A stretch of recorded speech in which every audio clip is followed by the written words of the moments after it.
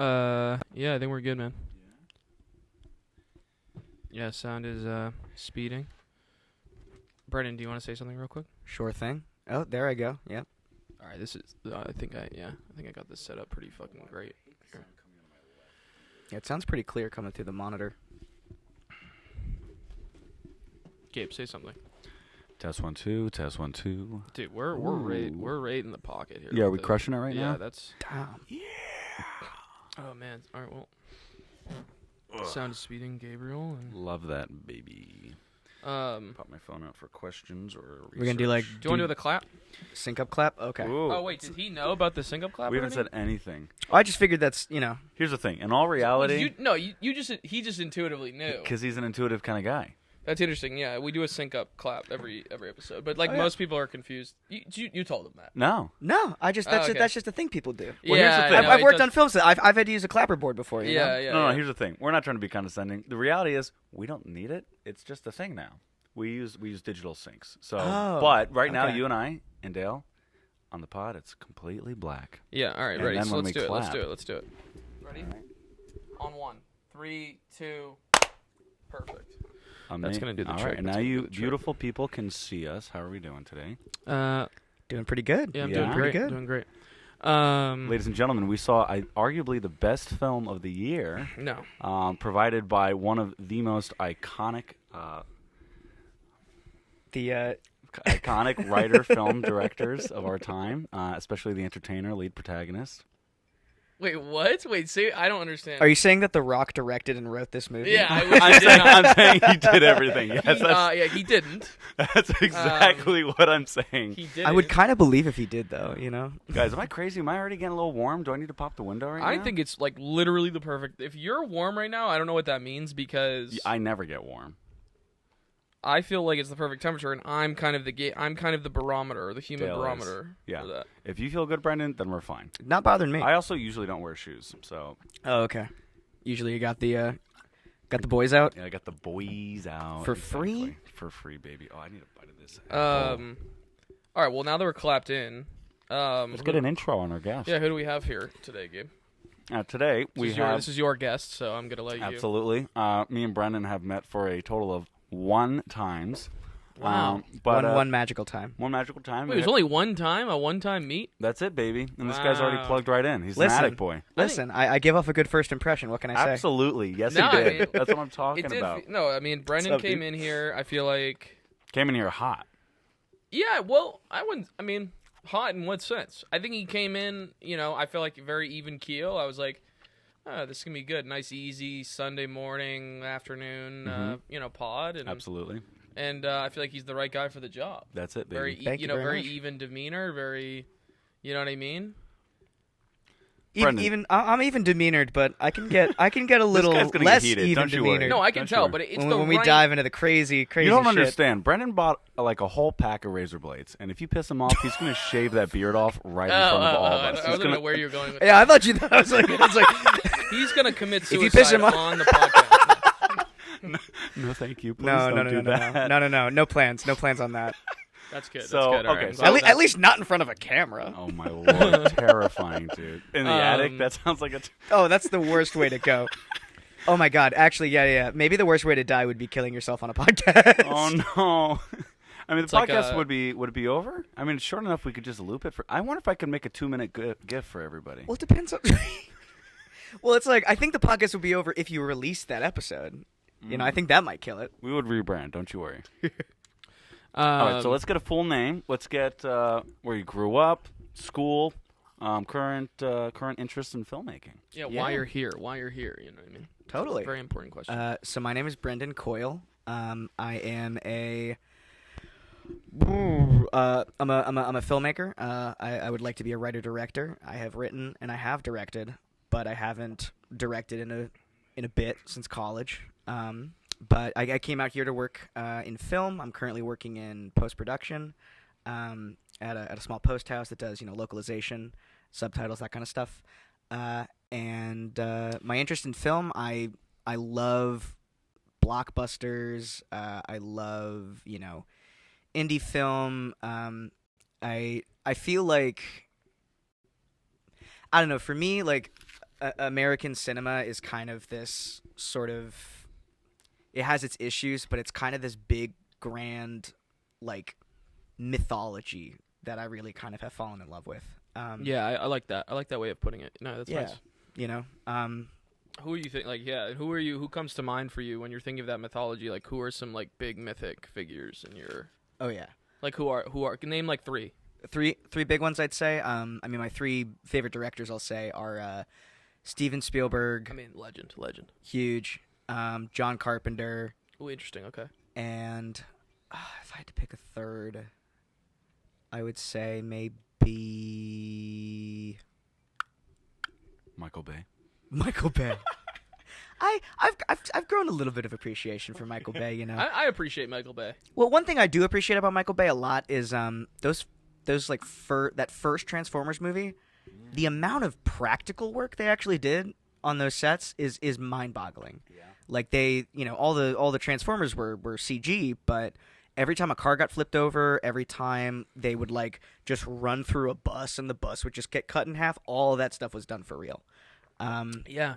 And I'm remembering this now. Yeah, you're jogging my memory. Yeah, and I know I respect that. He really blew shit up for that movie. I loved that film. I had so much fun. I like that movie. Right? Yeah. Well, the one thing I will say is, regardless of whether you like Transformers or not, I like the first Transformers. I really do. Anyway, go on. I think it's got good bits to it. But whether you like it or not, and whether or not you think it was like the I don't know whether Michael Bay is the the harbinger of doom for American cinema.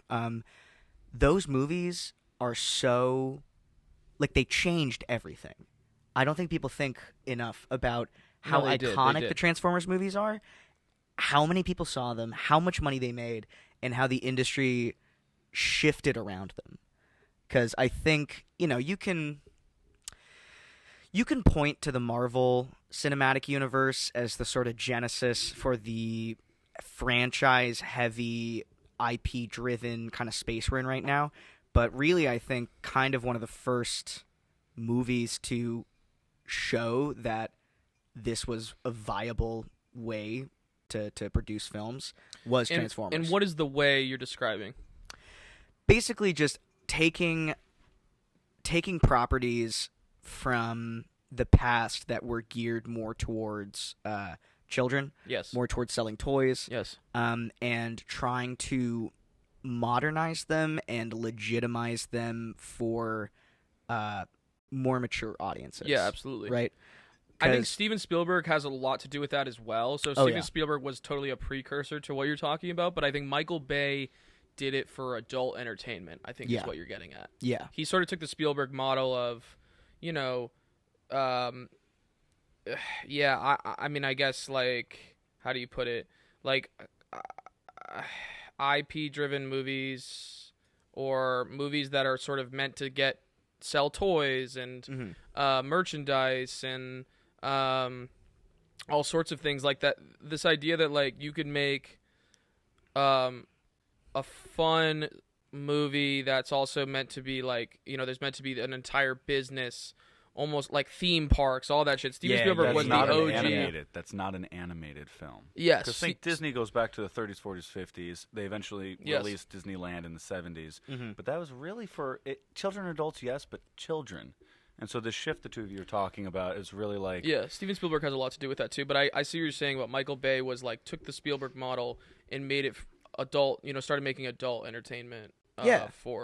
Because if you remember back in like the mid 2000s, at that point, Transformers had only been like a kind of shoddy, cheap 80s cartoon that was created, on a factory assembly line, pumped out to sell toys to kids because the way that the FCC had like redone advertising to children, you couldn't directly advertise to them as easily, so Yeah. you would make a TV show instead, and that would be the advertisement I never itself. drew that connection. Yeah, I so like that's G.I. Joe, right? That's why G.I. Joe was Wow. huge.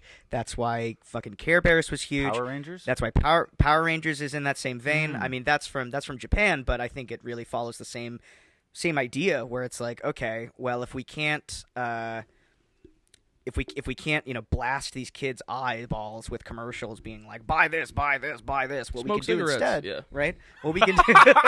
Here's Joe Camel. He's a cool camel. Yeah. He's a cool Don't camel. you want to and be he a cowboy? smokes- Smoke a cigarette. Don't you be like John Wayne, kid? Goodness. Don't you want to be like John Wayne, like walking around Burbank drunk, punching people? Yeah. You know? We forget about that part about fucking John Wayne. John Wayne was a fucking asshole. He was a huge asshole. Also, Such yeah, a I'll douche. fucking say it. I've read some terrible. Oh, he's an I'll asshole. fucking say it because he's dead. He's 6 feet under. Fuck John Wayne. Damn. You John heard Wayne it. was a Coming out- fucking dude. You See, heard the it guy's first, coming out folks. hot. I You told heard it you. here first. No, he was an asshole, man. Like, he was notoriously a fucking asshole. Damn. Yeah, for sure. Like, which, you know, here's the reality, right, about that.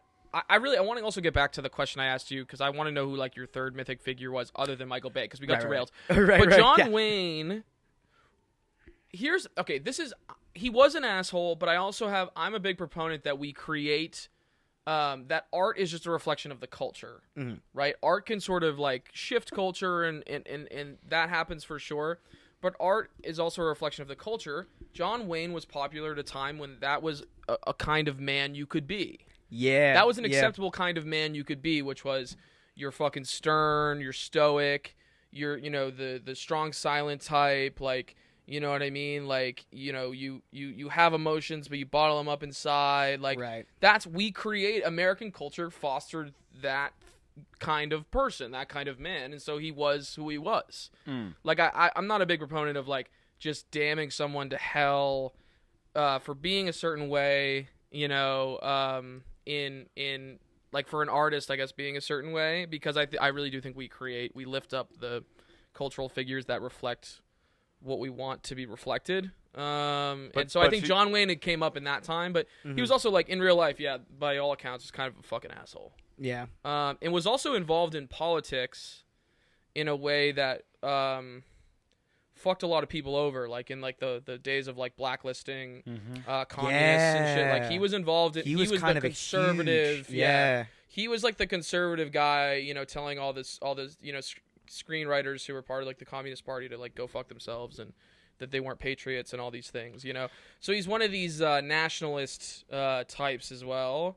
Apparently, not to be like a dick, but Yeah. if I'm correct, one thing that is, I think, confusing for people to reconcile is, you know, in John Wayne's younger days, if I'm correct, it was the Korean War moving into the Vietnam War. Yeah, he was. And he never actually served. Yeah, he never served. He Yeah. never served, Which is something he was very insecure about, by the way. Well, insecure or Makes not, sense. he Yeah. kind of avoided it. He's like, I'd rather be making movies Yeah. and supporting the culture that way. But, like, thousands of people Yeah. are dying because of, like, your rough and tough image on screen, but you yourself aren't going to pick up a gun and serve. I'm trying to remember. There was a know? war movie he was in. The Longest Day. No, not The Longest Day. It was Okay. It was like a 40s thing. Yeah, I think I know what you're talking about. And his co-star The Green served. Berets? No. But his co-star in that movie served, and John Wayne didn't serve, and so apparently his co-star would always make fun of him. I forget who the co-star was. Whoa, damn. Co-star would always make fun of him, like, you didn't even serve, like, Yeah. whatever. Which is interesting. He was directed Yeah. by, because he worked a lot It's a also John with Ford John movie. Ford. It's a John Ford. Well, it's Jo- a John, John Ford Ford World was- War II movie. John Ford was in the Okay, army. now no. So it's actually So maybe not- it was John. It was John Ford that who was used kind to- of making yes, fun of him. Yes, yeah, it yeah. was. It was. 'Cause Now he I'm worked- remembering it. Yeah, Yes, he yes, worked yes. with John Ford all the time. Yes. And yeah, John Ford was. There's a book. There's a book that got turned into, I think, like a Netflix documentary or a movie called, like, Five Came Back, and it's about 5 guys who were all, in World War II, Yeah. came back to Hollywood and became, huge directors. Yeah. Okay. And Yeah. John Ford's one of them. Yes. Yeah. So yeah, now I can't remember. I'm gonna try to figure it out. But anyway, yeah. But John Wayne was kind of an asshole. I want to get back to the question. mythic figure? Yes. So who would that maybe be? I mean, I'd probably have to say George Lucas, just because gotcha. Star Wars is so important for me. And now it's out of his hands now, but I don't know. My feelings on George Lucas are very complicated because he created. I mean, he created something really terrific, but there's also a line of thought that's like, Star Wars is as good as it was because of everyone that was involved. Yes. Right? I think something we don't talk about is that, like, Star Wars is so huge, people know the name of the sound designer. Ben Burt. Like, that's a name that Yes. people know. People know about Ralph McQuarrie. the concept artist. Yeah. People know about frickin' Rick Baker, right, who did a lot of the special effects, or Phil Tippett, who was the stop motion animator for the AT-ATs and the, and like the Tauntauns and the little chessboard. Yeah. And so it. I want to give George Lucas his due, because it is his story, and it was born of his kind of fascination with World War II, but also his fascination with fascism and how it plays out, and how to create a story about pushing back against it. But then he has this philosophy where he still kind of acts like the movies still belong to him, and that's the reason that we got the special edition, right? Mm-hmm. And there's nothing wrong with the special editions of Star Wars, like, inherently. Mm-hmm. The main issue is that those became the only version of the movies that were available. You could not watch the theatrical cut of Star Wars. The theatrical cut doesn't exist anymore. Like, they ruined the master print while they were creating the special editions. Okay, wow, okay, I didn't even know about this. But, like, I'm now realizing that all the versions I've seen are just the special edition. And, in fact, even the Library of Congress asked for the master print for Star Wars because, the Library of Congress puts, like, what do they call it? Culturally significant films in their archives. And Lucasfilm sent them the special edition, and they were like, this isn't the version of the movie that we wanted to save. Like, this isn't the cultural artifact that we care about. Right. This is a different version of it. Wow. So all that to say, I think he should be allowed to make any changes he wants. It's really kind of crappy to then make that the only thing that's available, because it's like, well, this is how I wanted the movie to be made. Yeah. This is how I wanted it to be done. And it's like, but people didn't fall in love with that movie. People fell in love with the kind of shoddy thing you made in the 70s. I think this is also a problem with a lot of filmmakers, where they want to achieve this kind of unattainable platonic ideal of perfection. There's a version, there's a perfect version of your movie that if you just do everything right, you'll get it. But that's not how reality works. You're going to have to make compromises. You're going to make mistakes. Yeah. And your movie's going to have problems. I think folks need to embrace imperfections a bit more. It's something that stop motion animators talk about a lot. They're like, I like how stop motion, you can see the mistakes. You can see the human hands touching these puppets from frame to frame. I think I agree with you, and I also disagree in the sense that, I just think it's becoming harder and harder to let go of some idea of an ideal of perfection. Like, it's becoming harder and harder for filmmakers to let go of an ideal. Like, for example, I have a YouTube channel. I released a video on YouTube, and I had a bunch of comments, very positive.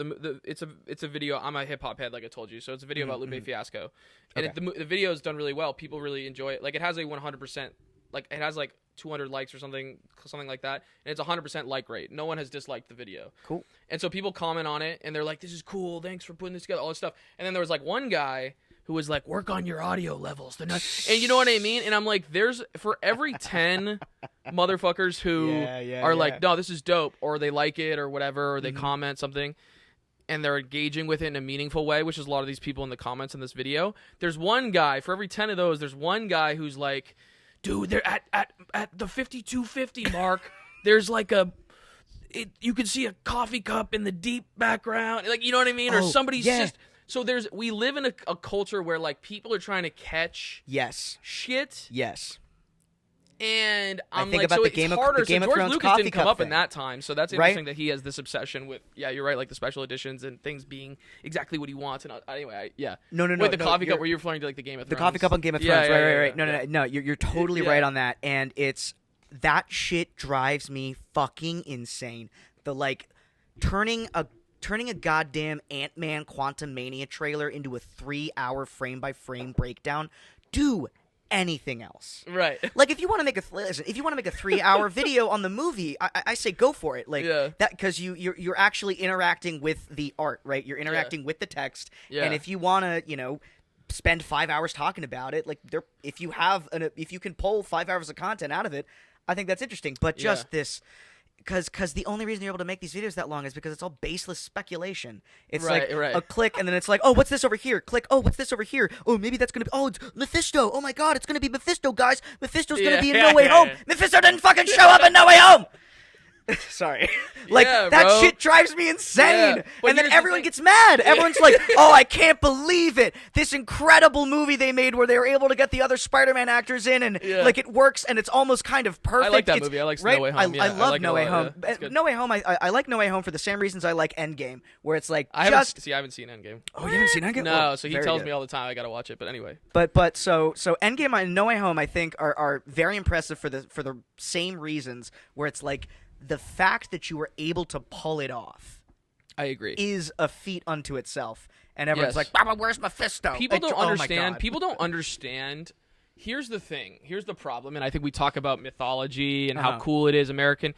Like, people, I think the problem with the mythology around American cinema is that it glorifies the filmmaking process, and it doesn't really cover, it Yeah. glosses over how fucking impossible it is to make a fucking movie. Yeah. Like, movies the about only making documentary I've movies. seen about a movie getting made and it not going right is Apocalypse Now. And here's the thing. At the end of the day, Apocalypse Now works. Yeah. So it's like, oh, it's kind of fun to have this documentary where you realize, oh my God, it was such a pain in the fucking ass to get this movie done. Uh-huh.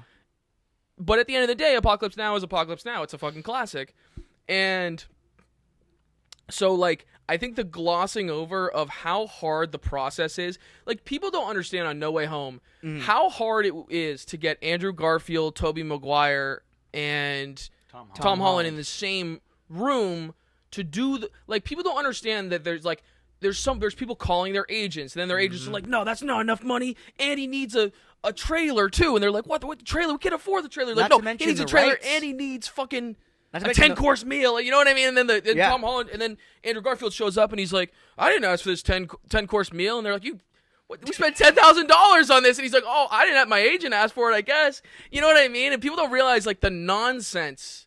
Like, the universe will fuck you so hard before you get to make a movie that's actually good. Yeah. So it's like Spider-Man No Way Home. You have to, like, people don't understand that part of it, though. Yeah. So they're like, oh, it's so lame that, like you're saying, there's something in it that they're like, I wanted this to happen in it, or I wanted this to be in it, and then it's not in it, then they're disappointed. Yeah. But they don't realize how hard it was just to get the stuff that works in the movie into the fucking movie. The you know? amount of people that are on Twitter who just, like, have this idea of themselves that's just like, well, if a producer walked up to me Right. and asked me to write a script, I would just write it better. Right, It's like, right. It's you like, no, you don't fucking know wouldn't, you what the moron. fuck you're talking about. Right. You don't know how hard it is. You have not spent Yes. months writing Yes. a script only Yes. to look at it and go, this fucking sucks. Yeah. Why is my writing so garbage? yeah, Like, you yeah. haven't had that feeling. Yeah, You no, need yeah, to have that yeah. feeling as a creative person. But here's the thing, right, is I think it's interesting because we live in a time where those people who are really nitpicky and have a loud voice,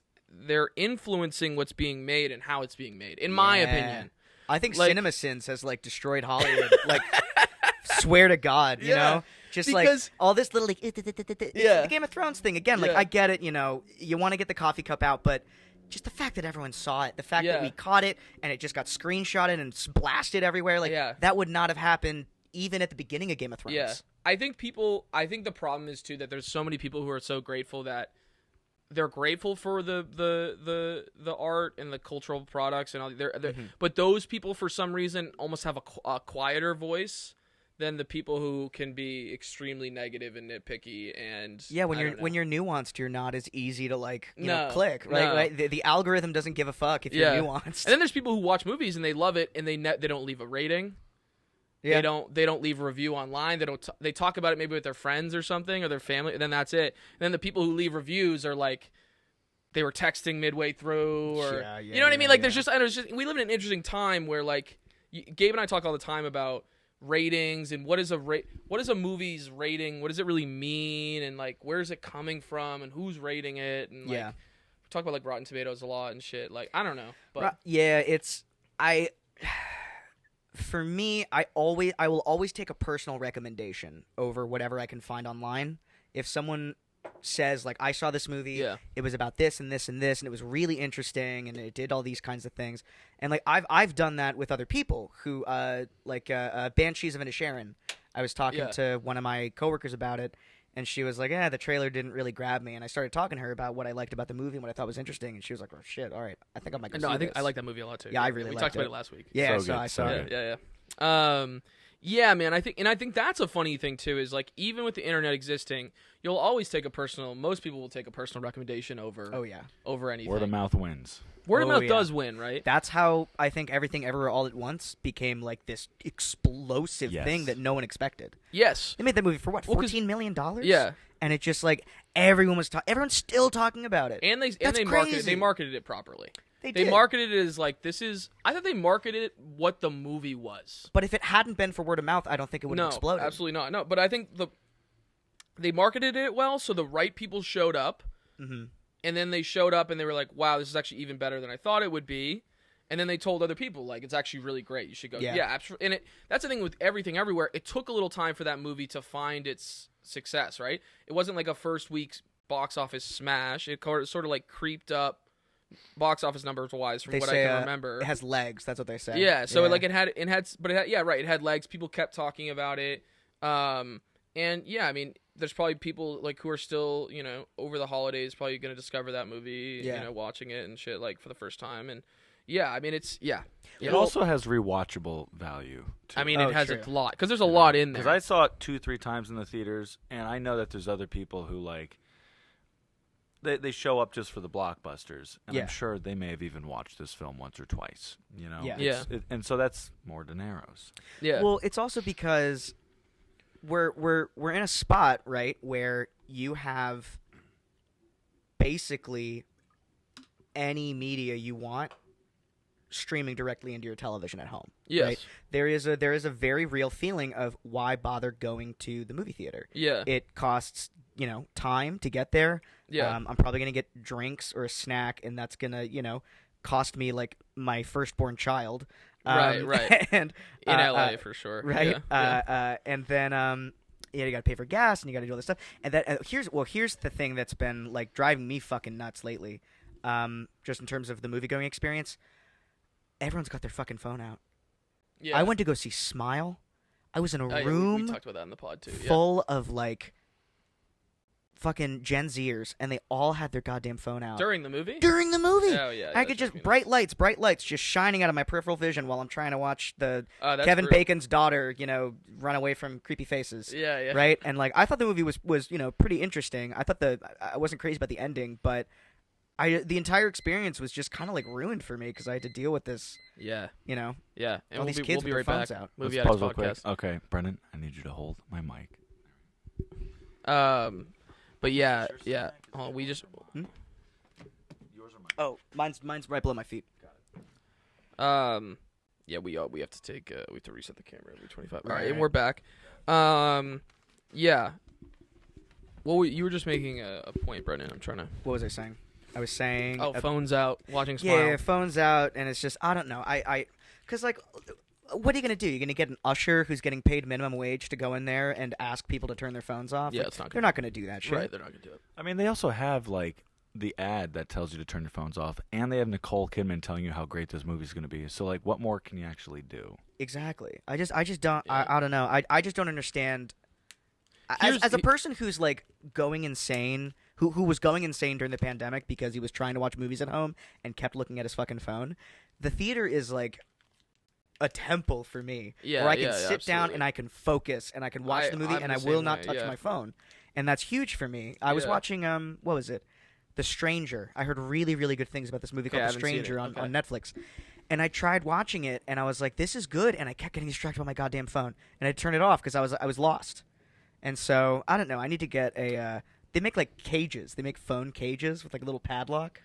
That's silly. Wait, where? and I Wait, what do you kinda mean? love that. Like you just so you buy it? Yeah, it's like and- on Amazon. It's just a Yeah. little cage that you can put your phone in, and I'm thinking about getting one of those. So I Yeah, can that just... What do you do? You sounds- set like a timer on it, and you can't take it out for 10 minutes or something? No, I think it's just got like a little padlock on it. So if you want to open the cage again, you got to pick up the key, open the padlock. So if I took I the like key and it. I put it on the other side of the room, I'm not gonna walk all the way to the other side of the room just to Right, unlock it, just right. to look at my phone. I'll pay attention to the movie.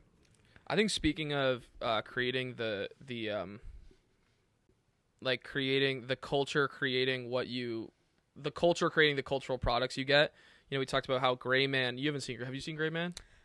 That On was the Netflix. No, I did not watch it. It was awful. The It was $200 million movie Yeah, that no one so talks bad. about. Yeah, it was so bad. And we had this realization, Gabe and I did, that movie was essentially designed for people to watch while they're distracted. And I was Yes. like, wow, that's.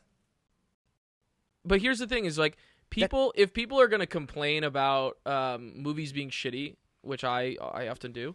If people are going to complain about the movies that are coming out and then they're like going to movies and then like not fully like investing their time and attention in them, then Yeah. this is what you kind of get. You get like mediocre shit. You get like Gray Man. You get fucking a bunch of nonsense. For me, I That's just don't just, like, understand why you're going meaningless. to pay $25, like $25 I know, it's for a movie expensive. ticket, and then you're going to look at your phone the whole time. It doesn't make any sense. I just don't get it. Doesn't make any sense. Yeah, we live in an interesting time. We're at an interesting juncture.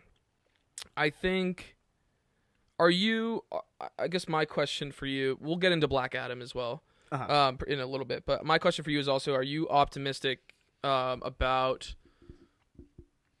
movies and where they're going? You know, for the remainder of the decade, like where they're going to be headed. Are you optimistic? Are you pessimistic? Are you a mixture? Or... I think franchise films are in a precarious place. I think blockbusters are in a precarious place because they have to play, just by the nature of how much they cost, how important they are to keep the studios afloat, and you know they have investors that they have to answer to. It creates movies that are kind of for everybody, and I think art that's for everybody is kind of for nobody, a little bit. Yes. You know, Yeah, like, that's a great point. Yeah. right. Like I'm Yeah. thinking about, I don't know, It's like The Incredibles. If everyone's super, Yeah, no one one's will be. super.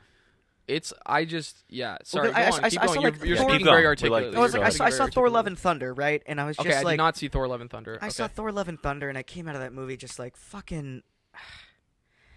Like, what the fuck did you guys do here? Like, really? Right, What right. the fuck were you doing?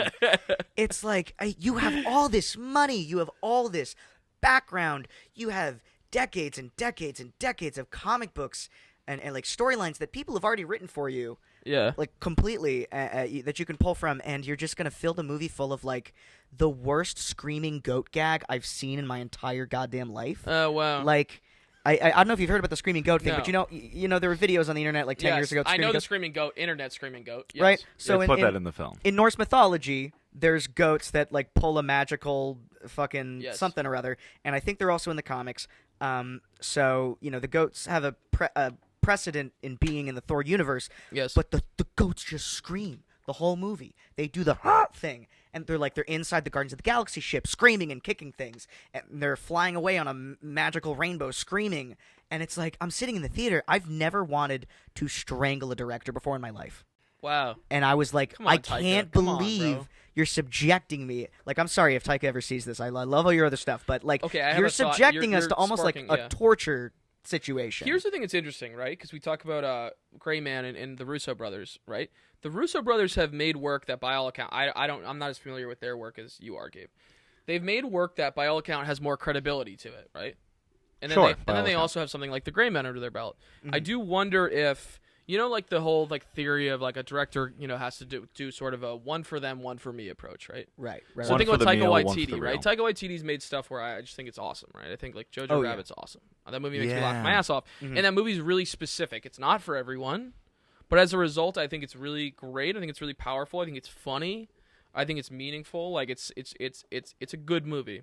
And then you have Taika Waititi like doing Thor: Love and Thunder, and I wonder like the screaming that has a screaming goat, you know, gag in it that feels like cheap. And I do wonder if like I wonder if the one for them, one for me right now for filmmakers is like one for them, one for me used to mean like the one for them could still be really good. Mhm. It could still have some like serious integrity to it. And then the one for me is like, you know, whatever, like it's something the director would consider probably their best work, even though like it's not going to be like, you know, Terminator or something, right? And I wonder if the one for them, one for me is becoming like the one for them is like something that's like excruciatingly bad. Like it's becoming like the one for them is like soul sucking. It's corporate. It's like Yeah. soul sucking work that like isn't even like comprehensible. Have you seen Chef? No, interesting. So Chef is about that, right? So Chef is a movie The made Jon by Favreau? Yeah, movie? Jon Favreau. Okay, yeah, so, yeah. so Chef is about how Jon Favreau, in the wake of directing Iron Man 1 and Iron Man 2 and Yeah. essentially kickstarting the whole Marvel Cinematic Universe, Yeah. especially like in terms of just how these movies are shot, how they're edited, he laid all that groundwork, right? And Wow, okay, I didn't realize that. Okay, wow. right? Okay, Yeah, because sure, he okay. created, it's the thing where if you direct a pilot for a TV show, Yeah. the TV show for the rest of the for the rest of the series has to adhere to the style and editing choices of that pilot. Yeah. So if you direct a TV pilot and that show goes on for like 10 seasons, Yeah. you're getting royalties for every episode. Right. Because your like footprint Yes. is so strong in that pilot that it had to carry through. A good example of this is the Lego Movie guys, Phil Lord and Chris Miller, Yeah. directed the first episode of Brooklyn Nine-Nine. Okay, interesting. Okay. And so there's stuff in there where it's like the scene changes will be bookmarked by like a sort of like a police radio Got noise. it. Yes. You know what I yes, mean? Yes. That was their decision, right? Yes. And so because that continues for the rest of the show, they get a kickback from that. Right. And so anyway, Yeah. so all that to say, Jon Favreau, right, like puts all this work together, does these two big corporate projects, and the movie Chef is about Jon Favreau playing a chef working at a big restaurant and just getting beaten down by his boss and all the requirements and all the things they have to do, and then he loses his job when a food critic comes in and shits on it all over his work that he's just been like busting his ass trying to make, and he fucking loses his mind at this guy and he I gets wanna see fired. this. I wanna see and this. then This sounds he basically starts making cubanos out of a food truck. Yes. And so so the food truck is the movie Chef.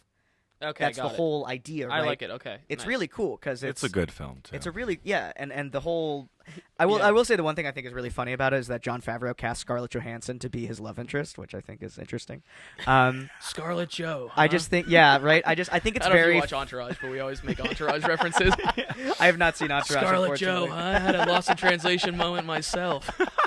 It's just I don't know when you're a writer. If you're a writer and you write a self-insert character and then you have that self-insert character It's a Spike Lee move. get It's with like yeah. a really hot person, I think that's so creepy. Woody Allen, Spike Lee. Oh, Woody Allen. I mean, Yeah. you know. Anyway, Good. a lot of people have done it. Good. It's just always so transparent to me. I'm Yeah. always just like, buddy, come on, man. Yeah. Like It is transparent. I think the reality, the question is whether, yeah, it is transparent. I think oftentimes it's a completely transparent move. I think another person who does that is Lena Dunham. Lena Yeah. Dunham writes stuff, and then Yep, she's yep. in it, and then it's like hot guy. Adam Driver. Yeah, I hot know Adam guy. Driver's in Girls. Does Adam Driver like get with her character? I've Yeah, never dude, seen the Adam show. Driver. Yeah, they have a whole relationship. Yeah. They have sex. There's a lot of sex scenes in that. I like that show a lot. But yeah, it's totally Lena Dunham. She's pulling like a total Spike Lee. Like, oh, super unfortunate. I have to Oh God, have I have to sex deal with this Rosie hot Perez. guy. Yeah. No, totally. Oh yeah, I forgot about that scene in Do the Right Thing. Yes. where he's all the yes, ice cubes on yes, it. Yeah. Yes. Yeah. Oh, boy. Anyway, but yeah. All right, where were we? I feel like we were. Well, we were talking about Chef, and we were talking about we were talking the about the industry. future. Yeah. Yes, the future, and how. Damn it! There was like a dichotomy that we were splitting between. You were talking about things feeling overly. I said corporate. I just wonder based if off the your one for them, one interpretation. for me is becoming like Yes. the one for them is like so excruciating to put together. And then I think that's interesting. The turn in Chefs, it's it's interesting, this critic coming in and not understanding like the demands placed on the chef. Yeah. And then criticizing the chef for what he's putting out. And it's like, dude, you don't understand. Like, I think I'm that was- under the weight of like, I think that was based on a review of Iron Man 2. Because Iron Man 2 wasn't really well liked. yeah. And so I think that just kind of drove him over the edge. Because he was Wow. just like, I'm doing all this shit. I'm working for Marvel. I have all these... Right. there's all these things we have to do. All this shit we have to set up for this Avengers movie that we're going to be Yeah. making. Yeah. So I understand why he was so frustrated with that entire process and why he's, at this point, he's only really played Happy Hogan. I think he's maybe produced a few, but he hasn't gotten back in the director's chair to work on any of the Marvel projects. He's been doing stuff for Disney. He did the Jungle Book movie and the Lion King movie. Lion King, yeah. I liked the Jungle Book movie. I turned off the Lion King. I couldn't watch it. I was like, I love animation. I love like when I was in college, I did like computer graphics stuff. And there was all this really cool shit they were doing back at the beginning of Pixar, where they were like, there's like a research paper that you can read written by John Lasseter that's all about how do we take the 12 principles of animation as outlined by like the Walt Disney Animation Studios and map it onto 3D animation, right? Yeah. Squash and stretch, follow through, the other 10 that I can't remember. Okay, yeah. And like there's a magic to animation. There's an expressiveness that you're able to get out of it. There's a reason that like, you know, there's a reason that Disney and Pixar often does animals talking or toys talking. Yeah. Because you can't do it in live action. Right. It's never going to look right. It's always going to be a little weird. It's always going to be a little awkward because you can't communicate the same kind of human emotions so clearly on screen. Yeah. Versus like Bambi, like look at the size of Bambi's eyes. Right. Like compared to the rest of his face. It's insane, and it's all because they knew that the eyes were the most expressive part and needed to be blown up huge so that people would identify with the character, so that when his mom gets shot, you see like just the sheer fear in the eyes of this tiny little deer. Yeah. And if you saw that in live action, you wouldn't give a shit. You'd just be like, oh, poor little deer. But because it's Bambi and because he's drawn the way that he is, you're a child watching this movie and you're thinking, oh my God, what if my mom got shot? Absolutely, You know, it becomes like trauma for a lot of people. Yeah. But and the reason it's so effective is because it's animated, not despite of it. And that's why, you know, that's the thing that just bothered me about like the entire philosophy of Lion King 2019. It was like, oh, we're doing the movie again, but better because it's realistic. And I was like, that's not actually what mean made the better. original one great. Like, how many times have you seen like these videos on YouTube? I don't know if you guys have seen any of these, but I've seen quite a few of them where it's like they just drop like Mario into Unreal Engine 5. Yeah, I've seen. And it's like I Mario don't know with shit about Mario this, okay. with HD graphics, and it's like, doesn't this look so much better? Like, fucking no. Because there's no cohesion, there's no artistic idea, there's no direction behind it. You're just like dumping a bunch of high resolution assets into an area and calling it a game. That's not how games work. Right. You know? Absolutely. Same with movies. That's not how movies work. You can't just like put a coat of realism paint over The Lion King and say it's a better movie. I wonder if it's indicative of what we're talking about with why things may or may not be going well with the film. And, like, everything's getting crushed by like the corporate voice, the one for the meal, one for the real, one for me, one for them. Yeah. And so it's sad that the louder voices in our culture will pick out one thing that they hate, and we talk about Twitter and this and that. Mm-hmm.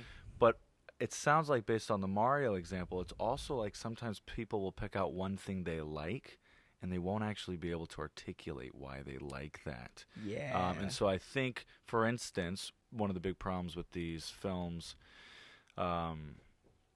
is a bunch of suits or a board of directors. They're like, okay, this one thing's doing really well. Mm-hmm. Doesn't matter who the director is, let's just get a name in there. Yeah. And then suddenly the director signs on for $1 bajillion. Yeah. And the last film that they did, the one they did for themselves, was amazing, it was beautiful, maybe it wasn't a huge release. Mm-hmm. So they feel like this is like their opportunity to get in good with the studio, and then suddenly like their footprint's barely on the film. Denis Villeneuve, Dune. Yeah. To that end, speaking of Dune, because you said earlier that you hadn't really seen a documentary where the movie doesn't get made. Yeah. Jodorowsky's Dune is a really good documentary about that. Okay. Yeah, so there was this director, his name was Jodorowsky. He wanted to adapt Dune. He storyboarded the whole thing. Got it. And a lot of those storyboards were passed around and became other movies. So like Star Wars has stuff from these storyboards. Did he sell the storyboards or something? Did he get paid to do the work? They must have been on spec or something like that. He definitely got paid a little bit to do the storyboards, but I forget exactly where. You can watch the documentary. They explain exactly where the storyboard booklet was left. But essentially, like a bunch of people got their hands on it. And Contact, starring Jodie Foster, has that opening scene right where you're flying through the planets. That's all from Dune. That's all from that first version of Wow. Dune. So Robert Zemeckis at some point saw this and Shout out was to like, Bob "Oh, Zemeckis. I want to do that. Yeah, I wanna do yeah, that." And then put it in the movie, and it's Yeah. just, it's really fascinating how this movie that never happened was so influential. Yeah, there's another one. I'm realizing there's a documentary about Terry Gilliam trying to make Don Quixote, like way back yeah. when. Wow. It's a project he's been trying to. It's so wild. I feel kind of bad because it's like it was a project that was always a passion project for him. He and would then have been great. He for tried that, to get it too. off the ground. He made it. Yeah, with Adam yeah. Driver. Oh, yeah, with it Adam eventually Driver and got I haven't done. seen it. When did it Yeah. come out? Dude, a couple years ago, it came and went. Yeah, Like really, it there was yeah, not a lot it of really fanfare ca- for it, but I heard it was good. It came and yeah. So I haven't seen it, but yeah, it was like Adam Driver. I forget who the other cat. I know Adam Driver. It's the was in guy. it. It's the guy from Game of Thrones. He's the dude who runs the church that makes Cersei Lannister walk naked through the streets. I'm looking this up. And he's in another thing before he was in. Oh, he's Keira Knightley's dad from Pirates of the Caribbean. Oh, okay. him. Okay. Yeah. Who's also in Glengarry Glen Ross? Oh, is he in that? I believe so. Oh. Wait, He plays Jack Lemmon? No, he's the guy that Jack Lemmon's trying to sell to.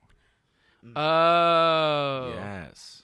Wild. Okay. That's a crazy connection. My mind is like Yeah. Wow. That's a good. Wow. wild. Yeah. Wow. Well, on Gabe, on your thing that you said earlier about how they're sort of like plucking these young directors and they don't really care who is helming the project. Yeah. They just care that the project's going to Yes. get made. This thing that studios do where they, like, a director has an indie movie that's a hit, and that indie movie was made for, like, under $1 million, Huh. $1 million, maybe $2 million, and they pluck these people up, and they drop them into, like, $150 million project. I think that is so fucking predatory. That bothers me so much. They did Yeah. it with Colin Trevorrow. He made a $700,000 movie called Safety Not Guaranteed. It made made like a splash at I Sundance feel like I've seen Safety Not or Slam Guaranteed. Dance or South by Southwest. That's or a little some film sci-fi festival. film, right? With I haven't seen it, but Okay. it has Nick Miller from New Girl in it. Okay. Yeah, and they pluck him up, and they give him the Jurassic Park reboot. Oh, he did the first one, Jurassic World. He did the first one, and he did the third one, and he wrote the second one. Okay. Yeah. And and now he's talking about interviews where he's like, yeah, we probably shouldn't have made those. That's And I'm kinda like, savage. I that's really like- like those. Like, they're not perfect by any means whatsoever. You know what it is? I almost can't. That's a whole complicated statement to say I really like those. Oh, But yeah. keep with your point before I derail that whole thing. Oh, but I was just gonna say, I just think it's like, you let people have a learning curve. You know what I mean? Like, Yeah. And it's because and you can't let people have a learning curve anymore because I think the biggest problem I will say with where Hollywood's going right now, I don't think like creativity won't die. That's just like that just won't happen. No. It will change location for sure. Yeah. You know, I don't think you'll necessarily find a lot of really creative, groundbreaking ideas in big tentpole movies. No. But you can find really good stuff in indie films. Indie film is like I think bigger than it's ever been. And then on top of that, the stuff that people are able to pull off on YouTube Yeah. and TikTok with like a phone. Yeah. I'm watching kids pull off like camera tricks that I'm like, how are you not like? Yeah. You're directing this better than like most directors working today. Yeah. Yeah. It's mind-boggling the kind of stuff so I don't think creativity will go away. I think creativity will change form and also change location. But as I was saying, the reason that learning curve doesn't exist anymore is because the mid-tier movie doesn't exist anymore. A movie that's like $30 million, $40 million. The last time we got a movie like that I can think of was It. And I thought the movie was terrific because Love it. you get to a point in that that range, right, where it's not so small a budget that you're really constricted in terms of what you have to do, and it's not so gigantic that you can kind of put everything in it, and because you Yeah. can put everything in it, you're going to try to put everything in it. Yeah. And that's why these movies become so bloated and strange, because you have like 8 people who all are like, no, I think Superman should be about this. No, I think Superman should be about this. And they all have an equal say because they're all paying for it, Yeah. you know? Yeah. Yeah, man. We're tackling some big shit right now. You gotta watch it. I gotta get you to watch it. We gotta watch Which movie? It It. is up on It. our. Oh, yeah. Yeah. Well, It's we got to pretty do. good. We're doing it. We decided we're doing a trade though. I watch it. You watch Goodfellas. This is true. Yeah. You haven't seen Goodfellas? Yeah, there's One of some the films that I greatest movies ever really made. missed out on as a kid. Yeah. And Goodfellas, I finally knocked The Godfather Part 1 off Yep. the list, but still I got was- to do I Part was- 2 and still got to I do also got to do Goodfellas. part 2. Yeah, Dude, I think Godfather 2 is better than yeah. the first That's one. what I hear. Yeah. That's what I hear. I think it's basically like a textbook in like dramatic writing Storytelling. and directing. Yeah. I saw one shot from because I love watching YouTube videos that are all about breaking down shots from movies and like here are the top 10 craziest practical effects, stuff like that. And I saw one shot from Godfather Part 2 where it was like this family walking up to the door and there's a dude like right behind the door, and I loved the way it was framed. I have no context as to what was going on, but it's like I think it's like a guy's like hiding in someone's house ready to kill them as they're like walking up, and you see their silhouette kind of like appear in the Damn. in Yeah, the light bro. of the door. Yeah. Yeah, it looked really good. Do I smell something What is- burning right now? Do What you is smell it? Coppola doing these days besides talking about how Do you smell Marvel that? sucks? I'm not smelling anything. Is it the film we watched this week? Is that what? Yeah, I know.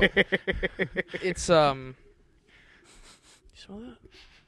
I don't. But if you smell it, you want to run downstairs and check on So- the gas, see if the house is about to burn down. Yeah, I'll do that. You I'll know, go we do got a that. break in Can 5 you guys minutes if start? you think the house can not burn for 5 minutes. No, you guys start talking about Black Adam. Okay. I'll be right No, back. we're gonna- I'll be right no, back. we're I gonna- would like we're to gonna- not have the house burned down. We're going Like, to I'm pause real quick. We're gonna pause. We're gonna Okay. pause. We'll be right back. Movie X podcast. We're finally gonna talk about Black Adam. It's gonna be huge. Hell yeah. Sorry, I just like Oh, you're good, dude. pretty great. Feels good, doesn't it? Well, it's All right. also weird because like We're back. We're back with the Movie X podcast, by the way. There are no bad guys in the Gave you Jungle a Cruise timer. ride in the same way that there is a pirate's curse in Pirates of the Caribbean. So you have like a built-in antagonist. Also true. We're about to talk Black Adam. Best film of the century. Arguably only 22 years into the century. This is where I'm gonna let you guys start to drive the car a little Dale, bit. I Right. think you're going to have a lot more to say. I'm looking at the map. I think you're going to have a lot more to say than you think. I Okay. really do. I think you'll have something to say about our good. I have our, something to say our, about our, it. It's not our like good. Our good friend, Mr. Dwayne Johnson. Dwayne, this is Dwayne. He's a Johnson buddy of acting mine. in this movie. I call him Dwayne. This is Dwayne.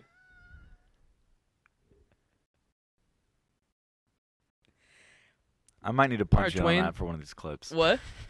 Go on. All right, Dwayne. Yeah. All right, Dwayne, that's a wrap. All right, you're good for the day. He just looks in 4 different directions. So all they have to do is get him to the new location. They go, Dwayne, look forward. Now, Dwayne, look down. Now, Dwayne, look about 45. All right, now look down 45. All right, great. That's a wrap. That's a wrap on Dwayne. Dwayne, we're going to get you another costume fit for the same exact costume because your muscles are just breaking the seams I'm again. just like, the We're gonna get guy you a Black Adam cannot costume. act, huh? I don't think believe he that. I can. really don't. I think he can, but he has to be given challenging material, and he's just not given any material that I think is shows okay. off his skills. I wanna be a little harder on him. I'm just gonna say something. No, Okay. okay. Mm, Guy has one of the biggest platforms in the world. okay. Mm-hmm. Considered one of the most popular people in the world. Yes. If he says go, people go. Yeah. Yes. That's where he's at. Yes. So, I'd like to see him mix it up. Like, I'd like to see him maybe Yes. not This do is what I'm getting Black at, Adam, though. not do I anything don't- superhero related. Do something else. I don't think it's a matter of him intrinsically being a bad actor. I really believe it's by design. Because I watched that film and I thought, whatever his using the word mythology before, whatever people gravitate towards the mythos of The Rock, Dwayne The Rock Johnson, this was kind of him. What's the top of the Maslow pyramid called? Oh, the Self-actualization. hierarchy of needs. He self-actualized the 20-year-old version of The Rock who loved wrestling. Like, people from all around the world see him go up there and be crushing bad guys. And it's all about the pomp and circumstance. It's all about the fanfare. It's not about the substance. Like, if you think about that, Dale, as the background, that's where I feel like it's by design. I think somebody could write an Academy Award-winning film. he's not gonna, necessarily at all be competing with like whoever else is up there. We'll say randomly Denzel Washington, Daniel Kaluuya, Jake Gyllenhaal. But I think he could churn out a good performance because the guy, if anything, is always committed 110% to what he does. I really just think he prefers to be a like world's strongest man entertainer with like a lot of like action and Who was like it that hokey said- jokes. I Yeah. think Well, that's he- it. It's he's- by he's- design. I He couldn't is believe I heard people specifically- laughing in this movie. Yeah, that's fair. Yeah. I heard people laughing, and I chuckled wanted a to couple throw up. times. I did What? laugh a couple times. The but jokes aren't funny. There was maybe one 90% are not funny. one joke. I think one if or- you've one or two never I chuckled heard a at. joke before in your life, and then you walk into this movie and you hear a few of these jokes, maybe you'll laugh. I was Do you have a favorite not funny laughing. joke? I was crying, laughing in that I was crying, Yeah. and laughing like the way the Joker does in The, Joaquin Phoenix's. You know what I mean? where it's like he's laughing, but like it hurts him. Yeah, Yeah, it's like yeah, extremely pain-filled laughter. Yeah. That was me in this movie. Yeah. That's like, I don't want to go on a tangent about Joker, but that's like maybe the only thing I liked about Joker. About was the Joaquin Phoenix. Damn. Just yeah, yeah, yeah. I loved Joaquin. Damn. Joaquin Phoenix was great in that movie, and I just felt like the script had no I idea what it agree wanted with you to on say the about script. anything. I agree with you on the It script. did not know The what it script wanted is to say too about loose anything. for Oh, that I movie. had such a good That's why time. here's the thing. To It's Todd such a Phillips' good time. credit, I think the second one is going to bring. I think the second one's going to be better. I'd like to think. I think the script. I agree. On the first watch, I really enjoyed it. I love Joaquin I love Phoenix. the version of Gotham they created. I was like, Yes. this place is Also a true. This place is a shithole. I just like how far the movie goes. Are you go? Is he really gonna kill the guy on live too? Oh, all right. Well, Yeah. Well, I guess he did. All right. Yeah. Moving on. When he bashes the guy's head in, I remember I was like, you know what I mean? It's just one of these. the bit. I remember my brother were like, "Oh fuck!" Like, you know what I mean? Like, because you don't realize they're gonna take it that far. You're like, "Bro, is he really about to bash this dude's head in?" Wait, can I pause And real he quick does. and bring this back to Black Adam? Yeah, because sorry. because Black Well, Adam it's DC. It's kind of related. Black Adam, no, absolutely. Black Adam prides itself on being a dark hero, Being violent. and being violent. And It was rated and, R. They had to revise it a few times to make it PG-13. But I really feel, Dale, to what you're saying right now, the Joker was way more terrifying and salacious in the ways at which it exemplified violence, because the violence was real. It was people who could not get off the ground. Like, at all times, the Joker ran the risk of getting, like, people beat the shit out of him throughout the film. Yeah. That's another problem. See, this is another problem with Dwayne The Rock Johnson. Is you do that kind of feel like the Joker's life is in danger. jeopardy. It is. He's not invincible. Not at all. No, not even. He's kind not of. invincible. He doesn't float 3 feet off the ground in every scene. This is what I'm this is Okay, what I'm okay, getting at. with okay. The I Rock. actually will say I think the one joke that really works in Black Adam Yeah. is him constantly flying through walls. Because he's huge and Okay. gigantic, like the bit where he walks through the wall and then he's just like walking up against the couch like he's a video That was the game one that got the character. theater going. Like that's Yeah. actually hilarious. That is It was actually okay, hilarious. It was That's funny actually one very time, funny. and Clever. then the second time I was like, okay, a little less fun. All right, third Yeah, time. yeah. All right. I will say the Don't bit, do it again. Fourth time. Okay. Dale, all right. what they Now, did on the now fourth we're Well, they pushing ruin the it. fucking envelope. Well, it starts great, and then they ruin it by having a bit where like the lady's like, "Don't you know that we can walk through doors?" He's like, "Yeah, of course, we had doors back in Kahndaq." And it's like, "So why are you flying through the walls, dude? Like you ruined the whole point of the joke." I wanted Black Adam to be like. You ever seen the movie Hancock? yeah, with Will yeah, Smith? yeah. Hancock is a fucking douche, and that's why I like that movie a lot. That movie has held up better, in my opinion, than I think you would expect.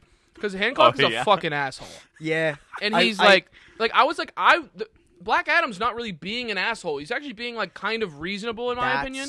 Like in a the world of number one thing they didn't get right. Because you wanted this He's guy to be an kinda being anti-hero. fine. He's like, there's literally never a moment where you're like, this doesn't seem justified. Right. He's just like killing fascists with lightning. It's right. like, yeah, and okay, then go for it. And then they're like, "You gotta stop. We're here to restore justice." And he's like, "You guys are colonizers." And they're like, "I mean, yeah, but like, you know what I mean?" I'm like, "Okay, now I'm kind of just with Black Adam. Like, let's just the fuck are we Right. But doing then here?" but then they don't figure out what to say about that. Like I like the idea of like, oh, the Justice Society only shows up when Kahndaq actually becomes a threat to Amanda Waller. Yeah. I think all that stuff is like, yeah, and especially Amanda Waller. That is Amanda Waller Being Like, Viola Davis. yeah, Viola Davis's character. But like Amanda out to Waller Viola. is a fascinating character in both the movies that we've gotten so far. I think even in that first Suicide Squad movie, which I do not like, the casting of Viola Davis was the perfect, and that's why she continues Smith one. into the next Suicide Squad. Not the new one. I saw the and new then one. the new Suicide I Squad. missed the new one. The new Suicide Squad is so good because they Yeah? let Viola Davis be the biggest fucking asshole. Yeah, she's cold. She's a cold motherfucker. Sucks. Yeah. She's like almost evil. And there's a point in the movie. I think she is She's like evil. She's, I mean, it depends she's how like you look pretty at it. But evil. Yeah, yeah. She's an incredibly pragmatic character, and she's fascinating because Yeah, this she's is in a the cold comics motherfucker. too. Yeah. This is in the comics too. She's like, I am looking out for my best interests, and my best interests are the interests of the country of America. I will do whatever is necessary to succeed, No, to I gotta fulfill watch my this film. interests. It kind of came And in so- one. I think it's but- hilarious. Wait, So they I mean, I was get about they to get Amanda spoil Waller something. right. They have always gotten Amanda Waller right because Viola Davis understands that character front to back. I The love new that. Suicide Squad. Can I give stuff away, Gabe? Or Yeah, maybe it's fine. It's fine. Pete Davidson's head gets fucking blown off. Oh, It was so holy funny. shit. It's so good. Dude, it's literally crazy because they have the whole. I did like the bait and switch element so of good. the new Suicide Squad, where they bait you into thinking, "Oh, this is gonna be the cast of characters." Like, and all of them, half of them just Yeah, get like half of 'em fucking get- They all blown get- away. They pulled that in Fuck, so Deadpool. funny. They pulled that in Deadpool, It's and pretty- it's, I thought it was it's a funny. funny bit. It's really. It's honestly it's a better version of what they tried in Deadpool. I think. Yeah, yeah. Really? Well, because in Deadpool it's more like we're gonna set up. It's in the middle of the movie, right? And it's like we're gonna set up a team, and then they all die. Yeah. And it's a funny gag. But the reason the Suicide Squad one works so well is because they make you think this is the movie. like they're all in the trailer. All yeah, 12 yeah, of they're them. all in the trailer. They're all in all the posters, and so you're thinking like, am I gonna have to sit here and watch Pete Davidson play Pete Davidson covered in guns for the next And it's like, no, you know, you're 90 not, 'cause minutes? he's No, about to you're get not. fucking He's his head blown off. gone, dude. Yeah. But, that checks out because they made a Suicide Squad video game in the last 2 years, year, Yeah, they and did. there's only like 6 characters, Mhm. and I was just like, "Where's the rest of everybody?" Yeah. And right, okay, that's fucking funny. Yeah, it was. I thought it was pretty hilarious. So but- to bring it, so we got Black Adam, we got Suicide Squad, we got Yeah. other DC films, we have Joker, and whereas Joker's his life is actually Batman 2. Yeah, Batman 2. Oh, the yeah, Bat- all oh. these people like for the I'm gonna go on a limb, and I will put I'll put all Batmans outside of the Justice League. All right, so we've got Bob Pattinson, we've got Christian Bale, and further back, right? All these guys, they're all so not Batfleck. not Batfleck. Okay, No, okay. because they're all. I feel from what I've seen, Bad flick. they're all like they get punched, they get bruised. They're very grounded. They're never in like hyper CGI sequences, and if they are, it's very like not noticeable in my opinion. Do Yeah. you know what I'm saying? Well, Whereas like in this film, mhm. the whole thing, It feels weightless. it feels weightless. Yes, Yep. I've definitely seen like video. It's a good, essays that's a about really that. nice way to put it. Why don't you break that weightless, down? Because yeah. there's a video essay on YouTube, which I'm sure you may have seen, that talks about how DC films really lack any gravity, any actual Yeah. physics Yep, to yep, the yep, yep, fights yep, yep. sequences.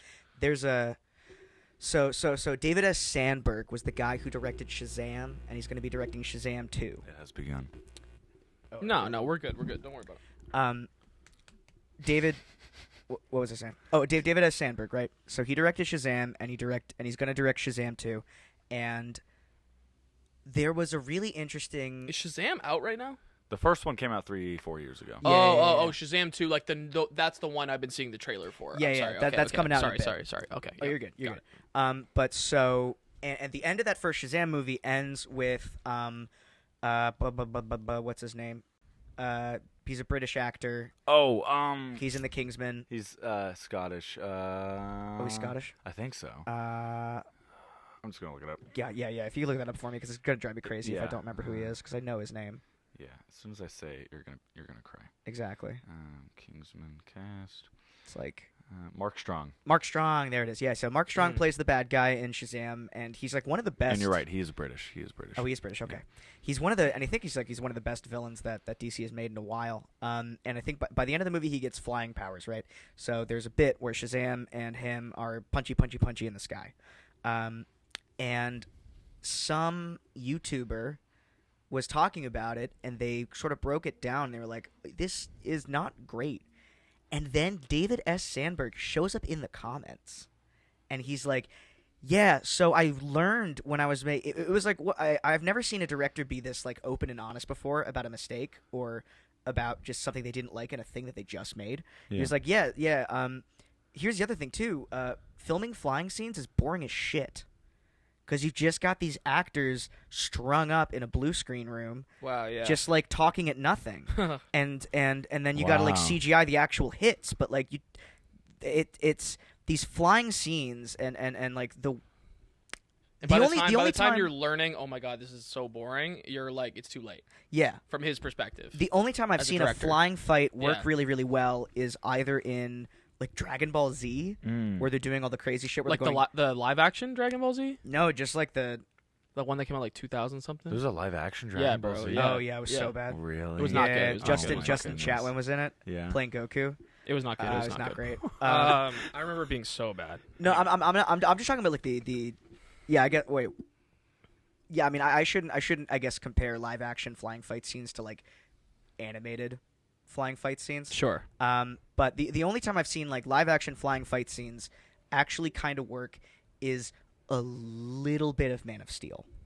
There's a few shots in Man of Steel that I think are really cool. There's one where it's just like it's mounted the camera's kind of attached at his hip, Yeah. and you see him fly forward and like punch Zod like this. So you just see Zod come like this close to the frame and then get knocked all the way out, and you really feel like the impact and the speed Yeah, of these yeah, yeah. characters. And that's one thing that I think Man of Steel does really well with is they were able to visualize what super speed, super strength looks like And at that was the scale. first Henry Cavill project, right? Yes, yeah, it was. Wow. And it kickstarted the whole DCEU. I have issues with Man of Steel just in terms of like its kind of philosophy on the Superman character, but the actual kind of mechanics of how that movie works, I think, are actually pretty cool. And yeah. So and because Black Adam, he's flying around a bunch. Here's one thing I'll say. I thought the opening scene where Black Adam comes out of his prison in the cave Yeah. was terrific. I was like really, really impressed because I went into the movie with not great expectations, and he comes out of the ground. He's this like he's cloaked. He like catches a bullet in the midair. He's like your magic is weak. I like the And then he your starts- magic is weak line. He starts lightning them, and like then he picks one dude up by the throat. And he does like a Raiders of the Lost Ark face Yes, melting bro. scene It is Yeah. Raiders with of the Lost lightning. Ark. He Yes, turns him into a yes. skeleton, and I was like, "What the fuck? This Yeah, is yeah, sick!" yeah. And then he just starts kind of lazily floating around the room, picking people up and throwing them like by their legs. Yeah. I was like, "This is sick." He goes outside. There's he like throws a helicopter into another helicopter. He slow mo, kind of like a Quicksilver scene, lightnings everybody. I was like, "I'm actually on board." The painted black. First of all, using painted black was so lame to me. Oh, the the way- soundtrack fucking blows. in And this the The sound mix music sounds like was- shit. Voodoo I started screaming with laughter when the world is a vampire. Yeah. I was like I was crying. I was laughing so hard. I was like, this is so fucking stupid. I couldn't believe how. And then the Kanye West one, I was like, guys, you could have taken that out of the movie and it would have changed nothing, and it would have not pulled Wait, when me is there a completely. Kanye West song? There's a bit where there's a bit where they're about to fly in to fight the main dude because he's kidnapped the kid, right? Yeah. And they're flying in, and then they do. How can a man have all that power? Okay, as, power, as, power, as power. Black Got it. Adam's flying in and like punching shit, but it's like a 45-second needle drop, and all it did when I was in the theater was I was like, oh right, anti-Semitism. Like Right, that's right, all. right, that's right, all right. it made me think, and I was like, I don't Bad want to be. timing on the Kanye West. Exactly. Bad timing. Yeah. Bad timing. And my bad point timing. is like, I get it if you're like, if Well, it's this something movie was that's, probably in the can probably a year ago. I bet a calendar year ago. So but anyway, you still could have pulled that. you out. could swap it. still could have When patched that out. When you're working with a budget of this size, you can swap it out. Exactly, and It it was could so be- could it was be a so legal small, thing, though. and it was a music thing, because the music is the last thing they put on the track, so it's an isolated track. You can just You pull could that out. absolutely swap it out before you like go to DCP and shit. Even if you were already at DCP, you could technically go back in there and Yeah. unlock the. It would have been a very the quick mix. turnaround, Yeah. but like they could have done it, and I think they should have at least tried. Yeah. I just thought the use of music in this movie was fucking lame. Really bad. I thought the sound mix in this movie, it's in several sequences, really sounded really bad. yeah, It sounded like flat. I the think it was. kid was 80-yard so much. Yeah, It was yeah. so obvious. Okay, I didn't notice that. That's interesting. Okay, yeah, I didn't when notice the that. kid's like, people, you need to Oh, you're right Teth about that. Adam, Yes. you need to, and he puts the little triangle thing. He does the little triangle Yeah. thing with his hands, like, everybody, you need to support. Also, I don't want to rag on kid actors, but that he was distracting. The kid was distractingly bad. He wasn't great. and it was not great that. There were It times sounded where I like was all like- of his lines were 80-yard, which made me think He that wasn't great. he wasn't projecting enough on set, or he wasn't saying the lines right on set, so they had to pull him back in and like redo everything. It's interesting because there are kid actors out there who have some real fucking chops. Like I just saw Armageddon Time, and the kids in that Oh, movie yeah? are fucking really good. Yeah. I should see Like that. next level good. But it's funny. So it's interesting when there's a kid actor in the movie, and you know they went through some sort of extensive casting process to find this kid, and then Yeah. it doesn't really fully. I also wonder if Work, like you know. it could be a directing thing too. It could you also be a know? directing thing. Well, Some they directors say, are not good at working with kids. Yeah, they say you know. don't work with kids or animals. Yeah. That's Steve like, Spielberg, that's like a great thing. at working with kids. Yeah. Always has been. Yeah. Yeah, a lot of directors are not good at working with kids, though. I always have a thing though where I kind of I don't want to be tough on kid actors, but I feel like after watching Chloe Grace Moretz in Kick-Ass, I don't know if anyone has an excuse. Well, You know what I just- mean? No, but she was she was insane in that movie. She was like 10 years old. That's what I mean, though. Is like I think I always reference like Christian Bale in Empire of the Sun. Yeah. Yeah. yeah. And he's just literally like it's a bunch of like 40-year-old actors, and Christian Bale's just in there kicking ass, and it's like holy shit. If you like really like find the right kid actor for a movie, it doesn't matter who they're in a scene with. Like they'll roll up. they'll go so Yeah. hard. Yeah. Like Natalie Portman was great when she was younger. Yeah, like yeah. you know, like I don't know. Jodie Foster, wasn't she in Leon the Professional? Yes. Yeah. Mhm. Yeah, bro. Like there's just you already know when you're trying to cast a kid that young that you have to go through an extensive casting process. So it is unfortunate when like you get a kid and it's like it's not really working. It like You're also I assuming it don't- was an extensive casting process. Which though. maybe it wasn't. yeah. I'm that's trying the to thing. look. Let's see this kid. What's his name? Whatever. Just guys, you guys. Yeah, just, I don't Jalen- want to Jalen harp on it too much because like it's Yeah. hard to be a kid and it's hard to be No, active. Isn't yeah, the it song is, it from is, the it is. trailer not even in the film too? Which song from the trailer? Ba, ba, ba, da, da, ba, and the woman's like singing in the background. It kind of has a Wakanda vibe, but it's not. I'd have to pull up the trailer, but I remember hearing that song and being like, "This is gonna be fun." And like Yeah. then I didn't hear it in the movie. Maybe Yeah. I misheard it or it was mixed differently, but yeah. Yeah, for me, I there's so much of this movie I can't even remember because so much of it was just like, all right, we got to go get the crown, and the crown's made out of the thing that can hurt Black Adam. It's Black Adam's kryptonite, and then the kid is the crown, and then the guy's got to get the crown so he can turn into the devil, and then they're gonna fight, and then it's gonna be a whole thing, and I just like. Narrow it down. What fucking matters about this crown? The thing that really matters is that Kahndaq is a country that has been under occupation for decades. And Yes. now it has a hero Yeah. who is willing to do very violent things to protect people. There's a very interesting idea there, right? Yeah. Where it's like, where's the line?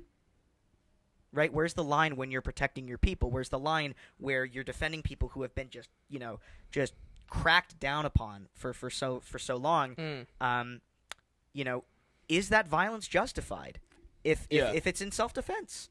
Yeah. And I think that's a really interesting, and that is the idea that since basically like the 2000s, Black Adam in the comics has been struggling with, and grappling with, and I'm not like crazy about Black Adam just as a character in the comics, but I do appreciate what they're trying to do with him Right. thematically, and it's the bones of that are in this movie, but it's all about an evil guy who wants to get a crown. Who Yeah. gives a shit? I mean, Talk about the government. Where's the government of Kahndaq? Why isn't Black Adam flying into like wherever the prime minister or president's office right. is That's and not being really like, in the mix "Hey, at all." dipshit, why are you letting inner gang come in here and like fuck my people up? This is Yeah. bullshit. I'm gonna pull you out of your chair and I'm gonna like drop you from a building." Right. And what's the ethical question of that? What's the moral question of that? Like, Interesting. is it okay to violently depose world leaders if they're not serving the people that they're supposed to serve in the first place? right? And it never grapples with it. Instead, it's just he fights and he fights and he fights, and then he sits on the throne, and then he goes, "I don't like this throne," and then he punches the throne. Right. And I'm like, oh wow, yeah, oh, this is such a fascinating stance on world politics and the nature of heroes and like what heroism even is in the first place. And I'm just like, you basically just did the last scene of Game of Thrones but shittier. Right. Right. It's like, oh, the dragon melts the fucking Iron Throne. No, it's symbolic. after we Spoiler just watched alert, like spoiler alert. I'm Spoiler. I'm sorry, like this don't is- watch the last season of Game of Thrones. Don't do it. It's not worth it. This is Just the watch House of spoilers. Dragons. I hear that's good. Yeah, this is the spoiler podcast. Yeah, anyway, so- basically the movie addict spoilers kind of. I just I don't even know if I believe in spoilers anymore. I think there Really? are some movies where I think spoilers are very important, like Yeah. like a Star Wars, like a Pulp, like a Fight Club. Yeah. But I don't know. Like, can I mean, if you can haven't you seen spoil Fight Black Club Adam? at this point, though, come on now.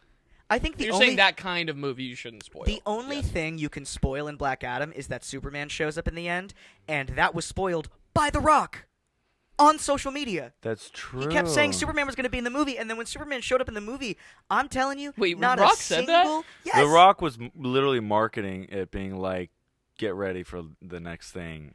I thought there was going to be a Superman fight at the end of the movie. I Wait, thought they that's were going to wild. send Superman in to fight Black Adam because Black Adam was, being too violent. Yeah. And then that was going to be a really interesting. I thought that would be very interesting because I was like, oh shit! So Superman's coming in as like an extension of the might of America. Yeah. But Superman's supposed to be the good guy. So what's the idea there?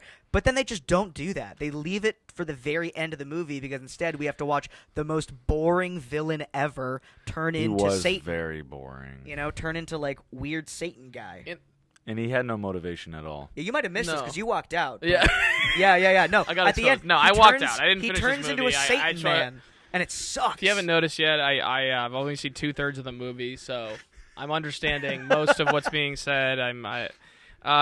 Based on Dale's lack of experience with this film, though, he did make a great point earlier that he did not feel that there was a clear protagonist. And in my opinion, I felt Black Adam, maybe it's just because I've been brainwashed by marketing for a year, that he's the protagonist. After walking out, he's really the only one who had kind of an arc. But yes, boring villain. So you agree with me on that point, or you I don't? agree with you on the idea that whoever, if there were to be arcs recognized in this film and Does- interesting Does protagonists, the lady have an arc? no, The main lady? does she? I don't think don't so. know. She's like, "Help me, and by the end of the film, she's still kind of like, "Help me." Well, at Yeah. least we have you. It's there's not much more to it. Wait, but then also she is supposed to be. She's like a revolutionary. yes, Sort of person? Yes. Okay. Yeah, and her Yes. gang's looking for her. Yeah, she's been trying to uncover Black Adam and save him from his what did she call it? Because it wasn't a prison. She called it a burial ground or Like a sleep. A Yeah, tomb. a And then she's like, tomb. it turns out it wasn't a tomb, it was, It a prison. right, exactly. Yeah. Does she say that line? She voices Somebody that. says it. Someone says it, and then the whole thing about like the weird fake out with the sun.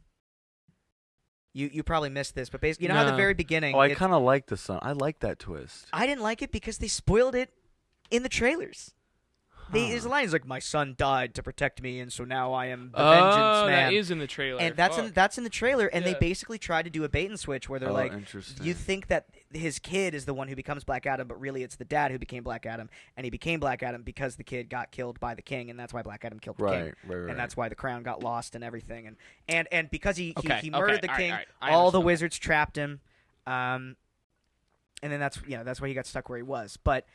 I just didn't think that unraveling of the story was all that interesting. I think it would have been more interesting to just say out front, like, this is what happened, because that ties much better into the themes that they were going for, where it's like, yeah, was it correct for the wizards Yeah. to put him in this tomb? Because what he did was like, those people were enslaved. They were mining for that Ethereum stuff at the beginning of the movie. And he goes in and he deposes this king, and he commits an incredible act of violence in order to do it. But, I mean, did he liberate the people? What happened? We don't know. Right. Gabe, I feel like you probably have a more valuable. I mean, comment on that. I'm super torn on this because on the Yeah. one hand, there's definitely like, it feels weak at times, like the justification for like some of this prologue and setup for like his motivations, and is he really justified in his power born from rage and stuff like that? But Which is, by the way, it's all tell don't show in Exactly. this movie. Like this which movie is is again, totally tell don't this is show. what I'm getting at. Again, is wrestling show don't tell, or is wrestling tell don't show? You know what I'm saying? Wrestling Like is... WWE wrestling. Ooh, interesting Do you question. see what I'm saying? Like The Rock is You're drawing a bringing- link between like the Rock's entire career and like what this movie is. That's what Yeah. I'm getting at. Like I really feel like it all. This is like quintessential self actualization Yeah. of like he is like Yeah. you know. And we'll be right back. Sure. Movie Addicts podcast. You can probably set it down in your chair if you want. Brendan, you're hired. Hell yeah. We're back. Movie Addicts podcast. Gabe, you're making an interesting point there. But yeah, no, I am torn because I try to sit down and I'm like, what is this film trying to do? And That's I- the big question. Using painted black, I can't get over the use of painted black. Yeah. Like the lamest limp dick choice I've ever. Dude, no one's ever thought to use painted black in a cool slow motion like the. Dude, like right. 10-year-olds could think of that idea. Like a 10-year-old could be like, "Wouldn't it be cool if I slow mo footage and paint it black?" Yeah, it'd be cool if you're a fucking idiot. Thank you, Dale. I got him. Youch. You got him. I got him. Oh God, some editor is just shaking right now. Yeah, just no. shaking, crying. Poor fucking guy. I'm sorry. I'm sorry. It's lame. I just like the Rolling Stones, and I Yeah. thought it would be fun. Dude, I like the Rolling Stones too, dude, but use a different fucking song. Everyone's heard Paint It Black a million fucking times. Yeah. Yeah. Are you a Stones fan or not, dude? I'm starting to think you're not Tell because him, you're using Dale. Paint It Black. Tell him. It's like their most popular sellout fucking popcorn song, bro. The Stones. The Rolling Stones literally have an album named Sticky Fingers where the whole point is that it's a guy's dick is on the cover, right? Hell yeah. We're not using that in black, like, Great. you know what I mean? No, I That's get you. not Black Adam. I get you. Like, your Well- movie is not cool enough Yeah. to be, like, using the Rolling Stone. Like, you're No one's fucking ever suck. put the Beatles song "Why Don't We Do It in the Road" in a movie, Right. And I think that's a travesty. Right. All right, listen. This is great, guys. Anyway, I'm let's glad go we back. can commune around this. This is Yeah, really nice. anyway. Sorry. If- had to go off about the Stones, but If you guys are good switching to a different topic within the movie, go please. the go for it. Justice Society. No. So I hate those here's- motherfuckers, by the way. Here's where my Are you supposed to hate them? No, you're supposed to like them. You're supposed to like you're 'em. supposed to like them. You're supposed to like 'em. I was like, these are the worst people. This is like, it's They're like like the, Walmart Avengers. it's like the homeowners association, bro. Like, I'm like, you guys fucking suck. What? Walmart Avengers. Wish.com Justice League. Like, Yeah. and here's the thing. So I'm a comics guy, right? I fucking love Their uniforms comics. look awful too, by the way. Okay. Awful. Well, one thing I will. Okay. What? One thing I This will say camera against cover that. from this is One thing so I'll good. say against that is that I fucking love Dr. Fate. I like Dr. Fate too. Dr. Fate is exactly Dr. how Fate he is looks. Pierce Brosnan. Okay, Exactly. yeah. And He's he exactly crushed how he it. looks I do in the think he did comics. good. He is the best. He is the best part of the Justice Society because he's the one who gets closest Pierce to Brosnan, by the way, looks great. that character. That looks he incredible. does. Yeah, he He's does. aged really well. We can aspire to look like that. Oh, That's yeah. yeah. We I was love- like, we pretty love Pierce wild. Brosnan. Thank you, Anyway. Pierce. And a lot of people have been saying like Pierce Brosnan is like one of their favorite parts about the movie, and I would agree. And so here's the thing: the Justice Society is a really interesting entity in the comics because essentially the Justice Society was the superhero team that existed before the Justice League ever did. Yeah. And this is because back in the 1940s, they created the golden age of superheroes, right? That's how you get Batman. That's how you get Superman. That's how you get Wonder Woman. But it's also how you get Dr. Fate. It's how you get the original Flash, who was a guy named Jake Garrick. It's how you get the original Green Lantern, who was a guy named Alan Scott. And you get Hawkman, who was I forget what his original origin story was. He has two origin stories that have since been fused into one origin story where he's an alien from a planet called Thanagar, and they all have like Hawkman gear, and he's also this like ancient Egyptian guy who was killed with a magical dagger along with his lover, and so they are getting reincarnated every single generation to like find each other OMG. again. So Wait, so Hawkman's which just, origin story are they using? they have turned it into one. Oh, So he's okay, like both okay. an alien who arrived in Egypt thousands Okay. of years ago and got Okay, stabbed got and is it. now okay, getting they've reincarnated. consolidated. Okay. Yeah. So it really bothered me Checks that out, checks this out. movie just kind of turned him into Falcon. Yeah. You Yeah. know, from interesting. Marvel, from the Marvel things. He's just a guy Wait, with like yeah, a mech suit. I don't know as much about this as you. You guys gotta. He's a guy with mech suit Anthony and wings. Mackie. Anthony Mackie. Mackie. Okay. He's a guy with mech suit with wings, and it's like it's not as interesting. Yo, as like, I've never he made looks a connection. is he an until now. alien? Is he a reincarnated Egyptian dude? Like Nobody what's cares. going on with him? No They one gives didn't a make a shit. point at all about He it. just looks so ridiculous There's a guy in with the the original fucking helmet. I was like, dude.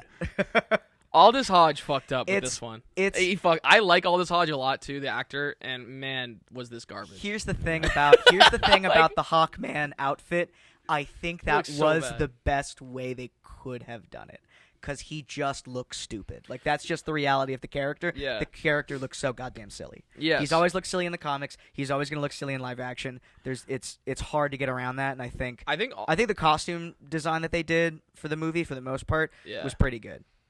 I thought, and I do think Aldous Hodge was at certain points trying to lean into the perceived silliness, because he has the whole, again, these jokes are so like D-. It's stupid, but like him being like, you and me to Atom Smasher, he's like, you and me when we get back to the ship, like you and me. Use that joke at least twice. Yeah. Painful, but I think he's just trying to lean into like Hawkman trying to be serious, but he's also sort of inevitably They ends up tried being to create awkward this and- bond between him and Dr. Fate, which I appreciated the effort, but I just didn't buy it.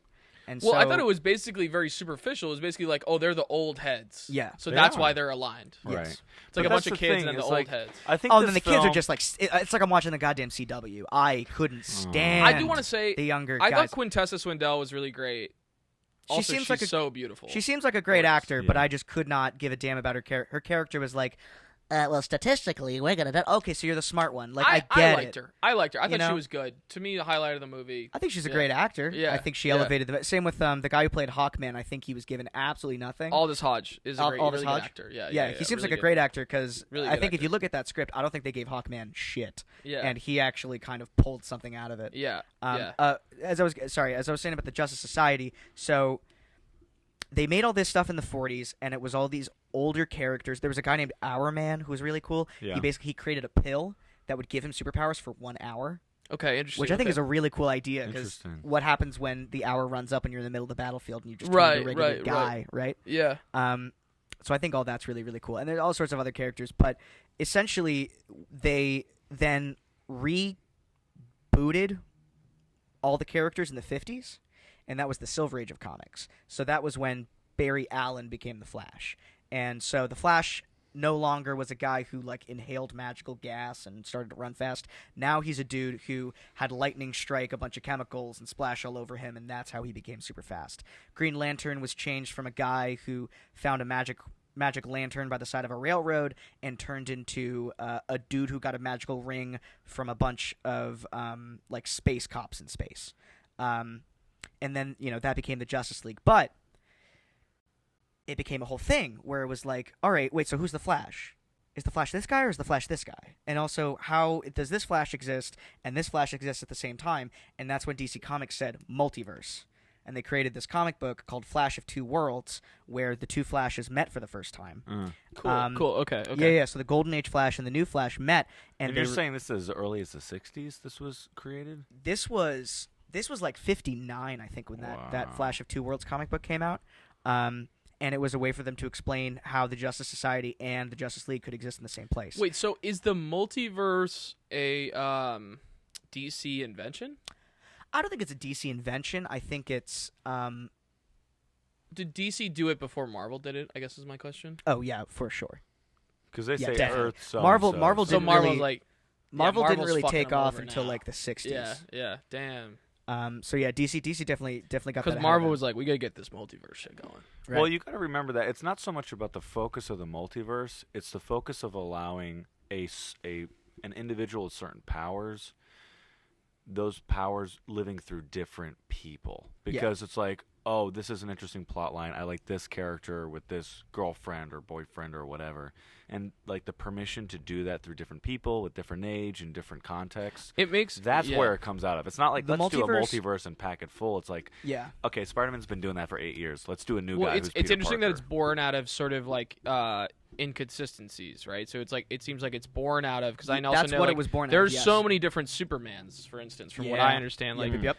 And First one couldn't fly. Right. So like there's just so Whoa. many different ones. So it's sort of it's born out of like, oh fuck, how are we gonna link, like you're saying, like how are we gonna link all of these? It's born of Disparate, that, and it's you know. also the thing about the multiverse, at least in the comics, which is really really cool, is that it allows them to do these really interesting riffs on Yeah. characters. There's a great book called by Mark Millar called Superman Red Sun, Okay. and it's all about Superman.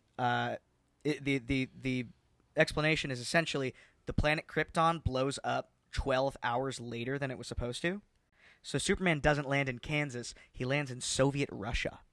Okay, yeah. Yeah, I know about this, I and know about he this. Yeah, gets yeah. found by the Soviets and becomes like Stalin's right hand man.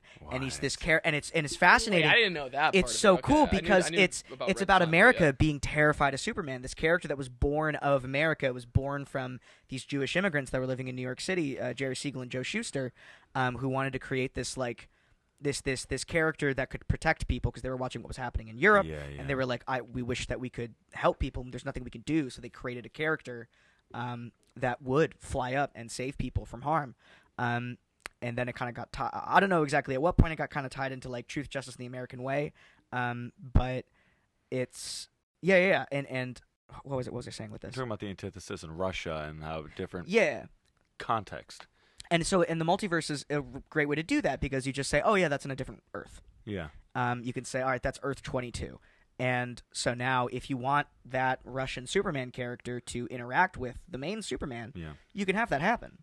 And that's where you can get kind of interesting stories. Now, also, it gets very convoluted. That's the other big problem. That's an issue we're finding, I think, with the multiverse saga right now with the MCU. Yeah. Everyone's just like, I have to keep track of all this shit. I'm hoping it's going to hit its stride in the next 4 years. Yeah. I think once they get Kang, Mhm. the Conqueror, in the space, once we finally have no more question marks about where the X-Men or where Fantastic Four are coming from. We don't know where it's going. Not only We that, always we're, knew where the Infinity War was headed. we're also, I think, we're longing for people to care about. Mm-hmm. You know, we've like, we don't have our Iron Man, Yeah, or Steve Black Rogers. Widow, or Steve Rogers anymore. Yeah. Yeah. Which I also wanted to point out, I think that's another thing this film really takes for granted, is that you don't get the Avengers on the first film. No. You take the time to understand, like, every character, how they get their powers, who they are and what their needs are, and then why they need one another. And the fact that, like, Jon Favreau had the vision for that, and they gave themselves the permission of doing that over the course of, like, 4 years, right? Yeah. 2012 was Avengers. 2008 is when they released Iron Man. Mm-hmm. And so it's like, you can do 4, 5 Yeah. films before Avengers, and you You get set up the 4 main dudes. yeah, You know? and then you get dropped in, and you're like, you're not asking questions like, who the fuck is this guy with a stupid hawk helmet? You know, why do I Right. care about this guy who can suddenly become the size of a building?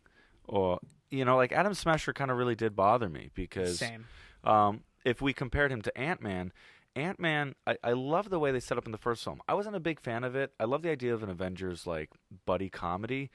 It didn't really land for me in that way, but the idea that what's Paul Rudd's his character's density name? gets maintained, and that's how he can like punch people super hard. For sure. What's Paul Rudd's character? Scott Lang. So Scott Lang, I love the idea that the guy is like a burglar. Yeah. Like he is, Yeah, you know, yeah, he yeah. has like certain things that like his personal struggles he needs to figure out, Mhm. and it's super fascinating how that ties into the power that he can Yeah. sneak in any space he wants, or he can go ahead. Oh, I was just gonna, there's a character like that in DC, Yeah. which they've never done a movie about. His name is Plastic Man. Okay. He's essentially like Mr. Fantastic on crack. Oh. Because he just straight up can't be killed because his body doesn't stretch. His body is literally made out of plastic at this point. And so he can just like turn his body into all different kinds of things. He like if he wants to open a door, he turns his hand into a key and then he opens it. If you get shot at, the bullets will more than likely just go back out. Whoa. And he was a burglar. And he basically got stuck in a vat of acid or something, and For that sure, turned him into Plastic Man. But he's a really interesting character because he's like this outsider in the superhero community Yeah. because he's a guy that most of the time they would have flown in and like cracked up a little bit, especially like Batman. Like Batman would have shown up and just beat this dude's ass Yeah. before he had plastic powers. But yeah, so I always like, and I liked that part about Ant-Man too. Mm-hmm. And you don't get the opportunity to set up those interesting parts of the character when you introduce them all at once. And I think it sort of forces the writer to condense these characters into archetypes, because Hawkman is, I'm done with this shit. I'm old and I'm tired, and this stuff bothers me, and I'm just like so over it. And Dr. Fate is like, oh yes, I am the very wise old mentor. I am the Charles Xavier. I am the Obi-Wan. And then you have Cyclone is like, I'm the really smart one. He's really precocious and, you know, is trying to get it done and is very capable, but, you know, is a little bit anxious.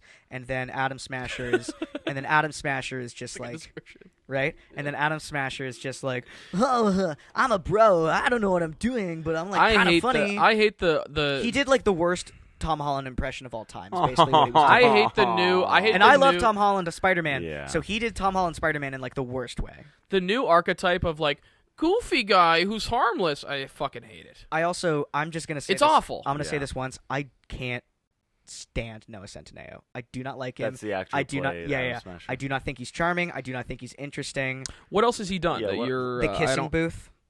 Oh, with like Jacob Elordi and shit. He's like he got a huge break getting in this film. He's huge with like, you know, teenagers who watch Netflix. Yeah. Interesting. Which could be a big reason why he was cast in this film, because marketing. Oh yeah. No. If like a 16-year-old girl sees Noah Centineo's in this movie, they're gonna be like, oh, maybe I'll see it. You know, that's actually funny you say that, because I'm sitting here and I'm like, okay, so Rock Noah covers Centineo the majority is the people. persona side of Jacob Elordi. Jacob Elordi's the shadow side of teenage girls on Netflix, and Noah Centineo is the persona. There you go.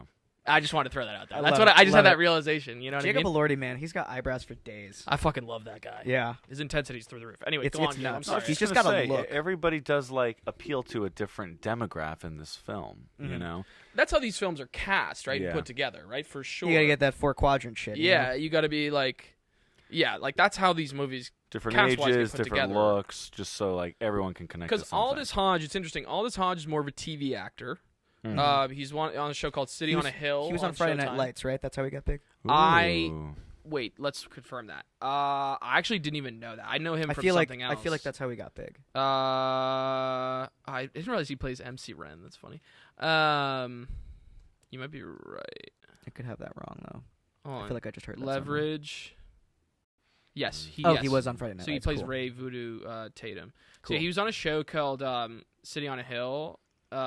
It's still on Showtime, and he's just a really really good actor. But I'm curious like what demographic he's appealing to in theory that, I don't know. I have no idea. But I guess that's how like Pierce Brosnan's in there to get the older, not the 16-year-olds, but the 60-year-olds. Yes, you know. Another thing on just Dr. Fate is that people have pointed this out. The way that they do him in this movie, he's just Doctor Strange. He's just like Diet Doctor Strange, you know? I've literally read interviews that Pierce Brosnan was inspired by Doctor Strange for the role. Which is like fine because he's a magic guy, but in the comics, he's so interesting because... And they hint on it a little bit when they have that line where it's like, oh, the helmet... doesn't want you to touch it. If you touch it, it might turn you insane. Yes. And that's because the helmet does have its own like entity. It's like a thing. It's like a thinking, breathing, living thing. Wow. In the comic, in this, it's like a space alien helmet that like landed on Earth and then he put it on and he got powers. But in the comics, what's interesting is that it's basically there's a god called Nabu who is the god of fate, and so there's always this like push and pull between whoever is the host for Dr. Fate. Because when you put on that helmet, your personality kind of disappears and Nabu takes over. Yeah. And so there's like this kind of terrifying push and pull between the wearer of the helmet and the helmet itself. Yeah. And also, and they touch on it a little bit where it's like he's plagued with visions. But that's another thing that like the Dr. Fate helmet is not good. Like, it's not a good thing. It's kind of a terrible burden for anyone who wears it, and I just wish they hit that a little bit harder on this. Because I think it also could have made his sacrifice make a little more sense, because it's like... He's tired. Like, he's so old. He's been living with this thing for so long, and I think they didn't do enough to set up that the helmet is kind of like almost a cancerous entity that sucks the user dry until they're used up and then moves on to the next person. And maybe it's Interesting. for and also maybe that's for the betterment of most people. But if you have to sacrifice someone for that, what's the ethical quandary there? And then how could that tie into Black Adam's whole thing? Right. But they're not making those connections. They're not setting those things up. They have all this fantastic material to work with, and I feel like it's just like a bag of loose Legos on the ground, and they just won't build it into a sick fucking spaceship. The worst part is, as you Don't know if mentioned that earlier, analogy makes sense, but as per what you mentioned earlier, they have like multiple blueprints of multiple spaceships that they can pick the best parts from every spaceship, that too. and they're not. They're They're just not looking doing at it. the blocks and being like, some of them look like they go together, I guess. And it's also just We're going to like, give you 10 minutes and a lunch. You know what I'm Yeah, saying? yeah, Like, yeah. and it feels like it's like, oh, we got to sand down these characters so that normal audiences can accept them. And it's like, dude, the fact that Guardians of the Galaxy happened means that it's out the window now. You can do anything. Yeah, Like, the fact that they were able yeah. to get Guardians of the Galaxy, like the craziest, weirdest idea of these weird ragtag characters doing kind of a Star War, and it worked, and it was so successful. Yeah. And that was like a bottom of the barrel Marvel property when they made it too. But to be fair, no one gave a also, shit like, about Guardians of the Galaxy. That's a great example of, in terms of earlier, one for me, one for them. Mhm. That's a film where I don't believe the director did get swallowed up by the studio. James James Gunn Gunn, took yeah. control of that property and made it his own film. So, like, yes, everything's on the table. Yeah. But you gotta find the right director. Exactly. And James Gunn is so integral to like the success of that Guardians of the Galaxy stuff that he came in to direct the scenes where the Guardians of the Galaxy show up in Infinity War. He wrote those. He Oh, wrote and directed those. wow. I don't think they really let the Russos That's have that smart. much input on those scenes because James Gunn came in and was like, yeah, they should say this. This is how they'd react to that. Oh, interesting. they do that. That's wild. Yeah, so he was kind of involved with that Wow. whole It process. really does make it feel more like TV in that case, you know? Yeah. In terms of like certain episodes driven by certain characters, there is a showrunner, but the showrunner even then may have to concede some control Yeah. to bring out the right writers. And I like how they do that a lot because if you didn't have James Gunn in, you would not have gotten that. I don't know, maybe it's a little silly, but I just think that joke where Drax is like standing and pretending he's invisible is so fucking funny. It's so goddamn funny. Yeah. He's just like slowly eating a little like piece of candy, and it's just like we can see you. He's like, no, I'm moving so slow you can't see me. I just think that shit is so Dale, good. if you haven't What seen is that Guardians, from? That's from Infinity War. Okay, so this is why I got. Yeah. have you it's seen so Guardians good. at all? I've seen. Yeah, I was gonna say it's a good standalone. Guardians you is can good. actually. I like it's Guardians really is fun. Guardians is a really good standalone. I movie. like Bradley Cooper. The only thing that Yeah. keeps Guardians from being standalone is like they have to kind of tie it into Thanos. Right. But and to that end, Guardians of the Galaxy 2 is like fully standalone. Mm-hmm. It doesn't really have any. I like the second one more. Yeah, I think the You like it more? Yeah. I didn't like the second I one. like the second one more. I think the second one is way more ambitious. I think it has higher highs and I think it has lower lows. Okay. Whereas I think the first movie is steadily so good. The second one just like made a lot of sense to me. Yeah. Mm-hmm. It just feel like it was nice, put a nice bow on it. Yeah, at the ending, I thought the ending was like felt Like right. It was Star-Lord's arc emotional. and- yeah. It was I don't know. I Star liked Lord's arc I think is really good in that movie. it. Yeah, I just don't 'Cause the know first as much movie's about about him this and shit his- as you two, yeah. so I'm sort of letting you guys. You know what's rock, funny? but- I never put this together, and this could be just me like putting meaning on things. But Star-Lord's father is played by, Kurt Russell.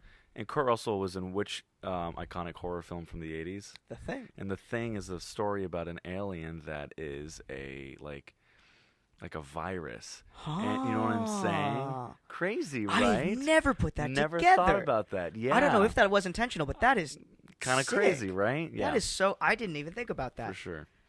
Yeah, The Thing is so Damn. good. Wild. Wild. Well, I mean, anything. What other points do we want to make about Black Adam before we? Oh, Call it I quits. unironically I love that stupid shot that's been turned into a meme where it's like his big head on a fisheye lens. Who's Big Head? The Rock's I big don't head. remember this. There's Can a I not bit. see pull this? it up real There's a quick? bit. Yeah, we can pull it up. There's a bit in the movie where he starts flying somewhere and he flies super fast, and they basically do like a weird stretch move with him. Black Adam. Where they like What should I look up? look up Black Adam fisheye lens. I think that'll probably get it. Or like Black Adam big head meme. Hit those images. If it comes up, it comes up. If not, no big deal. I'm not seeing it anywhere there. Look up Just I'm look sure up it's on YouTube. Black somewhere. Adam, Black Adam meme. big head meme. Big head meme. Okay. Love Black that. Adam. Hold on. Sorry, I'm like typing with one finger here. Big head meme. I have faith in you, Dale. But they Jamie, they just do Jamie. this wacky shit with the lens. Oh fuck. And it makes his head look gigantic for a second, and it's honestly yes. Yes! Oh my god, it's beautiful. Look Wait, at that that. looks so It's terrible. Yes, and I fucking love it. That's the thing. That's the thing because you know what? At Dude. least that is at the very least an Yo, artistic dude. choice, Yeah. right? It's a creative artistic When I choice. saw that it's shot, it silly. didn't put me off. I liked it. I thought it was kind of cool. immersive and cool. Yeah. I felt like I was flying as fast as Black Adam was flying. And his focus is fantastic. Yeah, I think his face. Yeah, I think his expression looks very convincing in it, more convincing than like most of the rest of the movie. Oh, one other thing I wanted to say was Him in every frame of the movie other than yes, that one. it's just this face the whole movie. And what drives me crazy also is that every character in Kahndaq has an accent except for the guy who's 5,000 years old. To be What's fair, up with he that? did have an accent when he was speaking the other language, though. Let's be real. The I don't Rock's know why not they doing made a that fucking choice. accent. You're right. I don't know why. The Rock Why- goes, why they go, not? dude, can you do an act? He goes, yeah, no. And Why they go, all right, not? well, that's the end of that conversation. Just try, man.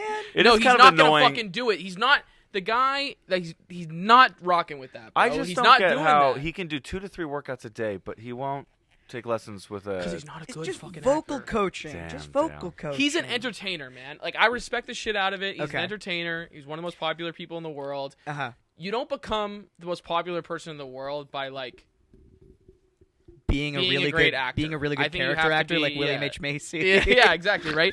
Like we're talking like, dude, you get there by like doing just being cool, which is what he is. He He's is. cool He is so cool. guy. Super cool. And this film makes him look cool. Actually, I will say the best Dwayne Johnson performance. This is him in every scene. This is him in every scene. Tell them the Men in Black sent you. And then the terrible joke where he's like drops the guy. He's like, "Tell him the minute." The guy fucking. Yeah, yeah. I- People in the yeah, audience yeah. are like, "Ah!" Oh, yeah, Like, what? people Have you lost guys never their- heard a joke before? Have you Well, never? yeah. You've what A the fuck's never going on? You've A never heard a joke and you B have never I- seen Terminator 2 where they okay, do that yes, joke the whole bro. movie. Bro, Damn. Bro, like, the little John people- Connor's like, you got to do the thumbs up, Arnold Schwarzenegger. I had a very disturbing impression in the audience that I was sitting into. Bad energy in there. Oh, Can I tell you the oh. impression I got? All right, go for on. it. Fedora Boys. I think there were people in there who hadn't. That was their first time going to a movie theater in years. that honestly probably Which I was It's disturbed. possible. that was probably It's true. I possible was like, to this think is that the movie Rock, that got them out of the house The Rock, yeah. to come to the movie For The theater, Rock. which they Partially did. For The because of the Rock. pandemic. Well, because the No, last but Rock I'm just movie was saying, Jungle Cruise, like- and no one that wasn't. Did they release that in theaters even? They did. Yes, I saw it in yeah, theaters. Jungle Oh, Cruise. okay. Yeah. You know what I'm Feels saying like though? I saw it 4 times. I had this distinct with my impression. friends. I've never seen Jungle Cruise. Never will. I had Wow. this distinct impression, like, damn, this was like, They rolled up for this was the and one alone. for certain people. Like, this was the one. To be fair, Warner know. Brothers is making a killing right now. They're making. Wait, Are they? this is a Warner Brothers? isn't it? Oh, it's Warner Brothers. This Yeah, was the sorry, last DC, movie. okay, this yeah, was the sure, last sorry, movie they sorry, could sorry. afford to release. Do you know that? What does that mean? Because with the Warner, Because they fucked up. Can we talk about? I love talking about The merger? Chris Nolan Chris Nolan. and Warner Brothers. One of my favorite topics is how bad they fucked up so bad with Tenet that like yeah, Chris Nolan dipped. Chris Nolan is Yeah. now a Universal filmmaker, That's fucking. which is nuts. probably the biggest. Like that's gonna cost Warner Brothers. Like that's gonna lose them in the next decade. Is gonna lose them billions of dollars Oh yeah. that they otherwise would have had, Oh yeah. Absolutely. and they would have had to do no work for it. Because it's not like, Chris, we gotta hold your hand through this movie. It's like, no, Chris, literally, this guy's a genius. You give him $150 million. He comes back with an absolute masterpiece. People are pooping their pants. You don't have to do anything. All you have to do is write checks and then collect more checks. Yeah. And they fucked up so bad that they have the guy going, you guys suck. They're like, what? Well, I mean, sorry. And he's like, dude, I'm leaving. What do you mean? I'm not sticking around. Like, there's 4 other studios I can go work at. I'm leaving. Who's distributing Oppenheimer? Universal. He's a Universal. It's the Universal first film was in like, 12 we'll years. take it. You know what I mean? Because Yeah. it's the biggest no-brainer of all time. The guy, 'cause- you don't need to 'cause hold his hand 'cause- for shit. 'cause- He does everything. All you have to do is literally write a check and then collect more checks. Here's the thing. That's all you have to do. Here's the thing. Universal knows Spielberg might die soon, so they have to get a guy to like replace him. Spielberg, my No, heart. but Chris Nolan is the Einstein. I always say he's the Einstein of filmmaking, bro. You literally let him cook, and then he comes back with an absolute just a heater, and it's gonna be like. First of all, it's gonna get asses in the seats, and it's gonna be in very like the substance is gonna be there. The big actors are gonna be attached, and yeah. The trailer for Oppenheimer I've seen a few times has absolutely blown me away. I'm just like horrified by the images on screen. You're just watching like but fire. Beautiful at the same time. Yeah. Beautiful. I don't know. Yeah, I the like entire Chris power Nolan of the a lot. sun contained in what is it? What's the I guy's do voice? like the fact. I do like not the The fact. man who moved the world. I It's that like old, that like, he's doing newsreel yeah shit. the transatlantic accent. like that tone of voice. This day He has we're harnessed living the at power. main- He has harnessed the power of the sun. There's got to be research on like where that came from. The The transit- like what the fuck? Who? No one Well, talks like it's that. meant to be kind of like a neutral American accent. But that it's in everyone can movies from the access. 40s. It's in movies from the Absolutely. 30s. Well, yeah, I mean talking like early talking pictures. It's in there. Like it's I like, think it's there because was a it was reason for radio. it. You have to remember, like people were talking like that in radio for at least a couple. but decades, where did too. it come from? That's a what I'm great saying. question. Yeah. I think it's a version of upper class, like educated Americans that is similar to like received pronunciation for upper class British acts. Does that make sense? I think it's Maybe. the same thing with I don't know where the origin is, but I think it's very similar to the way that newscasters have news voice, right? Yes, I was gonna say it probably was originally a Absolutely. news radio thing, maybe. Again, That's our working educated, theory. broadcast, Yes, political, yes. etc. And also, I bet it was also. I think part of it also might have been due to the like technological limitations at the time. The audio quality that you were getting out of a radio back in the day was not exactly terrific. So you really needed to enunciate what you were saying. Good call. right? Good call. You had a very good. When I took acting classes, they always talked about diction. Diction. Get your diction. Diction. You have to make sure that it's very clear what you're saying. I remember one thing when I was doing And that's why you have to go musicals. like da da da da. Because that's how you get the clarity.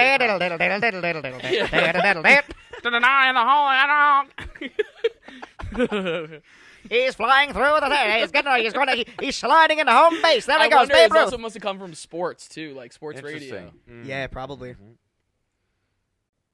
Yeah, wow. He's It's just a sliding down the- wild thing. I would love to investigate further. But, Next one we see, The Rock is doing that voice. Yeah. Gotcha. If Yeah, you think finally. The Rock's gonna like do an accent, you're a fucking idiot. like The Rock's not doing The Rock. They go Rock. Okay, you do a little. You go no.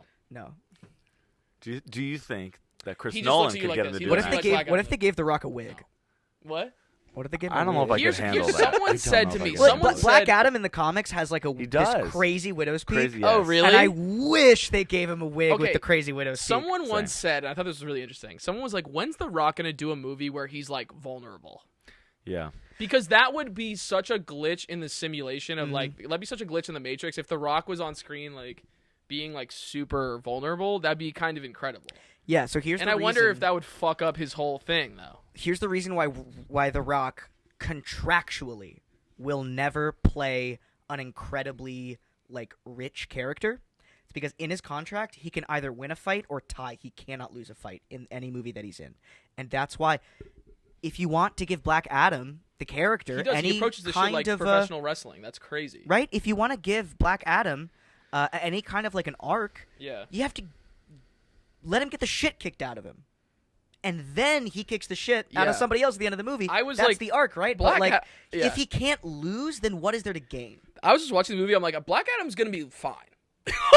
Well, you're never he worried floats about him. around. He's hanging invincible. out. Right. You see at one point he gets like cut a little bit with the Ethereum, and he's like, Yeah. "Oh, this hurts," and then he like puts it back together with lightning, and it's like, all right, Dude, so Dwayne Johnson really approaches this shit like professional wrestling. That's crazy. that's kind of what it seems like. Yeah. Yeah. I think that's what we've learned today. Yes. Yeah. That's incredible though. That I didn't know that contract thing. I mean, that makes I ju- sense. I just think I it's- believe that. That bothers. That just bothers me so much. Like, come on, man. Like, why allow you're creating narratives. You're creating films. You're creating stories. You're working against yourself by doing that. exactly. I think he would change. I think he would change I mean, I can't even imagine, like, if he did something really vulnerable, I think it would be, like I said, like, it would be like a glitch in the Matrix. I think it would be incredible. Like, I want to think see it would, him like, do like a really understated like indie drama about a family falling apart. I want to watch. bro, him it'd do be that. incredible. I think it'd be absolutely incredible. I think have a it'd be feeling sick. he would do really well too, because he is a family man. I mean, or so the brand is perceived as such. Mhm. But if he were able to take his personal struggle with his father, with his family, his upbringing, to his current family, then to a film, he could do something powerful. Here's my thing is this: the world's a changing. You know, the world's changing, and I think there's gonna come a day where all these old heads that he's working, all these executives who love him right now, and all the people who are willing to, you know, bankroll his films and, you know, all this stuff, those people are gonna die. They're not going to be around anymore. Mhm. And our generation's going to be there, and he's going to be 15, 20 years older. It's gonna be in And the he's not 60s. going to have the same options. And also, he's going to look really strange if if he's completely fixated on having this completely polished, manicured image. That's has to go away at some point, because that's not fucking real. Right. That's not the Yeah. way our generation rolls, like, at all. Yeah, we just don't buy it anymore. Right, like, it's because we know it's not real. He Right. also will literally be older. That's what I'm saying. And so, like, I think it will be interesting. There will come a turning point where I think he'll have to do something new and something different. We're not there yet. I think it's going to be politics, because he is at this point he has I mean, that's the opposite of he is vulnerable, but designed. that's he where has- everyone else is vulnerable, and you're like, He has designed his whole career off of Arnold Schwarzenegger. bro, I hope he His doesn't go into whole politics. career is based off Arnold Schwarzenegger and based off Arnold Schwarzenegger's whole shtick as being the strong man and being this big guy in all these big action movies that are huge crowd pleasers. Like he has said as much in interviews, like, "Oh yeah, Arnold Schwarzenegger is a big inspiration for me and for what I want to do." So I would not be shocked in the slightest if he tried to run for office as like governor of California or even as like fucking president. I could see him running for president. I could actually see him doing that. I know that's because that's he always is a so well conversation. liked. I think that's the exact reason why he won't, though. I wouldn't Because want. I wouldn't vote for him, but I could see him try. I think he values his wide acceptance over choosing a side. I think I if see. I think No, yeah, I get if you. you look at any like hairy situation that ever comes up, Right, because that's the first thing you got to do in politics. pick a side. Pick a side. Yeah. Pick You a know what I fan mean? base. Yeah. Pick It's a like platform. it immediately. But The is Rock like, is for "What?" everybody. Yeah, What? The Rock is for Right, that's everybody. what So I'm if he goes saying. Republican or Democrat, he's going to make a lot of At enemies. some point, though, Rock, I'm just gonna be honest with you. You gotta switch it out. But here's the thing: he's got at least another decade where this shit's gonna work for sure. Yeah. It's gonna get weird at a certain point, though, and he's gonna either have to latch on to these old. Either that, or way he's of going to moving. change like maybe the archetype he plays. Like he could play like the unstoppable ancient mentor or something like that. You know what I'm saying? As opposed to like the Big punchy man. the big punchy man. Mr. Punches. Like I think there The- are the different charming tropes that he punchy can man. fit into, at which he's always in charge or always the winner, or Mm-hmm. you know what I'm saying? Even like the idea that he's an anti-hero in this felt completely manufactured. It didn't. I didn't buy Yeah. it. Well, didn't that's what buy I was it. saying earlier about the whole thing about, this big question of is violence and self-defense in this way, is it understandable? Is it justifiable? And there's never a moment where it really makes you think about that question. You never think in the movie like, oh man, Black Adam's really doing something like pretty morally dubious right now. Yeah. I'm trying to think of a good example of a movie where you have a character who, good example, Aladdin, right? Okay. Aladdin does a really good job of setting up Aladdin as a down on his luck guy, and they make sure that there's a scene in there where even though Aladdin is so down on his luck, he sees two starving kids. And even though his monkey is like yelling at him and saying "Don't do it," he breaks the bread off and he gives it to the kids. Right? That's the save the cat moment. Okay. Right? And that gets the I like audience the save the cat reference. right. That Yeah. gets the audience on board with the character. Yeah. So then, for the rest of the movie, Aladdin is a lying little shitbag. He is like manipulating everybody. Yeah, He's yeah, pretending yeah. to be somebody but you he's like not him because of that first because moment. they've set up they've set him up to the point where you understand why he's being such a shithead. Yeah. Yeah. Because if you didn't do any of that setup work, and you just had this guy who's just kind of like a bit of a loser, and then gets a genie, and then gets like power hungry. And also like gets the attention of the princess of the whole kingdom. Yeah. Yeah. And it's just like, and that's why that movie works, because they do set up the question of like, is it truly better to be yourself, or is being yourself going to get you, get your fucking hand cut off? Right. Yeah. Wow. That's why they set up, or even fucking Woody in the first Toy Story. Yeah. He treats Buzz like shit. He's he an is asshole. He is the slimiest. Like, he's so narcissistic. He's so insecure. Yeah. And Buzz is just trying to be a space ranger. Like, he doesn't give a shit. Yeah. But like Woody's the one who's pulling him into this contest of like this battle for Andy's affection. Yeah. But I wonder if But they'll they ever set it go up back, well. and I wonder if they'll ever go back, and you know how like the Lion King, we said nothing to really gain like from upping. reanimate. Not Toy necessarily Story? reanimate, but up the textures, up the design, up the lighting. You know, I could know see what them I'm saying? doing. There was a weird thing when If they they were do a fucking animating. live action, that'd be a bad idea. Oh, I was think just that would saying. be a terrible idea. Imagine a That would be live a horrible action. idea. They shouldn't do. They really shouldn't do that. Anyway, That but sounds yeah. like an SNL sketch. Well, it's like, Yeah. it's like if you do a live action Toy Story, you're basically just you're gonna be forced to do an animated Toy Story. They're gonna There's build no so way many sets. that you can make Yeah. the toys move without doing CG. I think personally, I think they should let Toy Story lie. That's my personal opinion, but For sure. It makes so much goddamn money. They can't. You know what I do want to see? I need to see a It's live so good for action merchandising. Treasure Planet. Live action Treasure Planet. yeah. That would be sick. That would be sick. Do you remember Treasure Planet? Treasure No. Planet. It was mid So 2000s good. Disney during the Emperor's New Groove and Lilo Stitch era, Okay. and it was basically Treasure Island but in space. And like Why it have I was so not? good. Maybe I it's did. beautiful. why? They There's use a a reason. Goo Goo Doll There's a song reason. in it. Go for it. There's Yeah, a go reason for you it. haven't seen it, and that's because Disney buried it. Oh, okay. They buried It it. was They so were like, good. "This isn't going to make any money. We hate this. We hate you, Musker and Clements. Even though you made like Beauty and the Beast and all this other incredible stuff for us." Basically, this was the project. Treasure Planet was the project that Musker and Clements wanted to make for Disney for so long, and they kept coming to Jeffrey Katzenberg. They're like, "When can we do Treasure Planet?" And Katzenberg's like, "Do the Little Mermaid." They're like, "Okay, Shout we out did to the Little Katzenberg. Mermaid." Can we do Treasure Planet now? It's like, do Aladdin. And they're like, okay, fine. And then, can we do it again? They're like, do The Rescuers Down Under. Yeah. And finally, then, 2003, they got to do it, and Disney didn't believe in it, and they didn't market it, and no one saw it. Interesting. Okay. But I okay. saw it, and you saw it.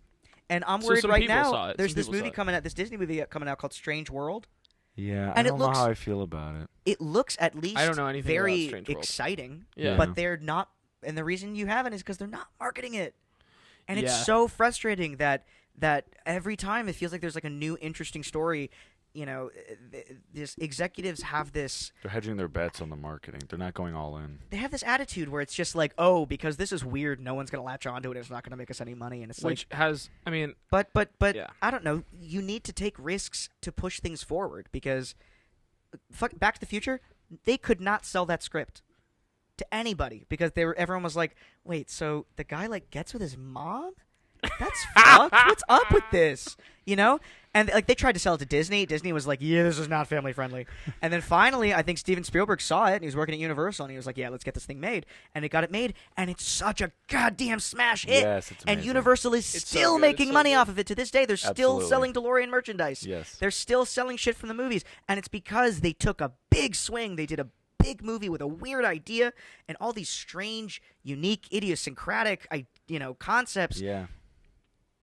That's how you make a classic. That's how you make a masterpiece. You take a risk. No one ever amazed audiences by doing the exact same thing you saw last year. I think Universal seems like they're willing to take pretty big swings. I like of Universal all the a lot. big studios. I yeah. honestly really like Universal Yeah. just in terms of I don't like I'm not crazy about Illumination.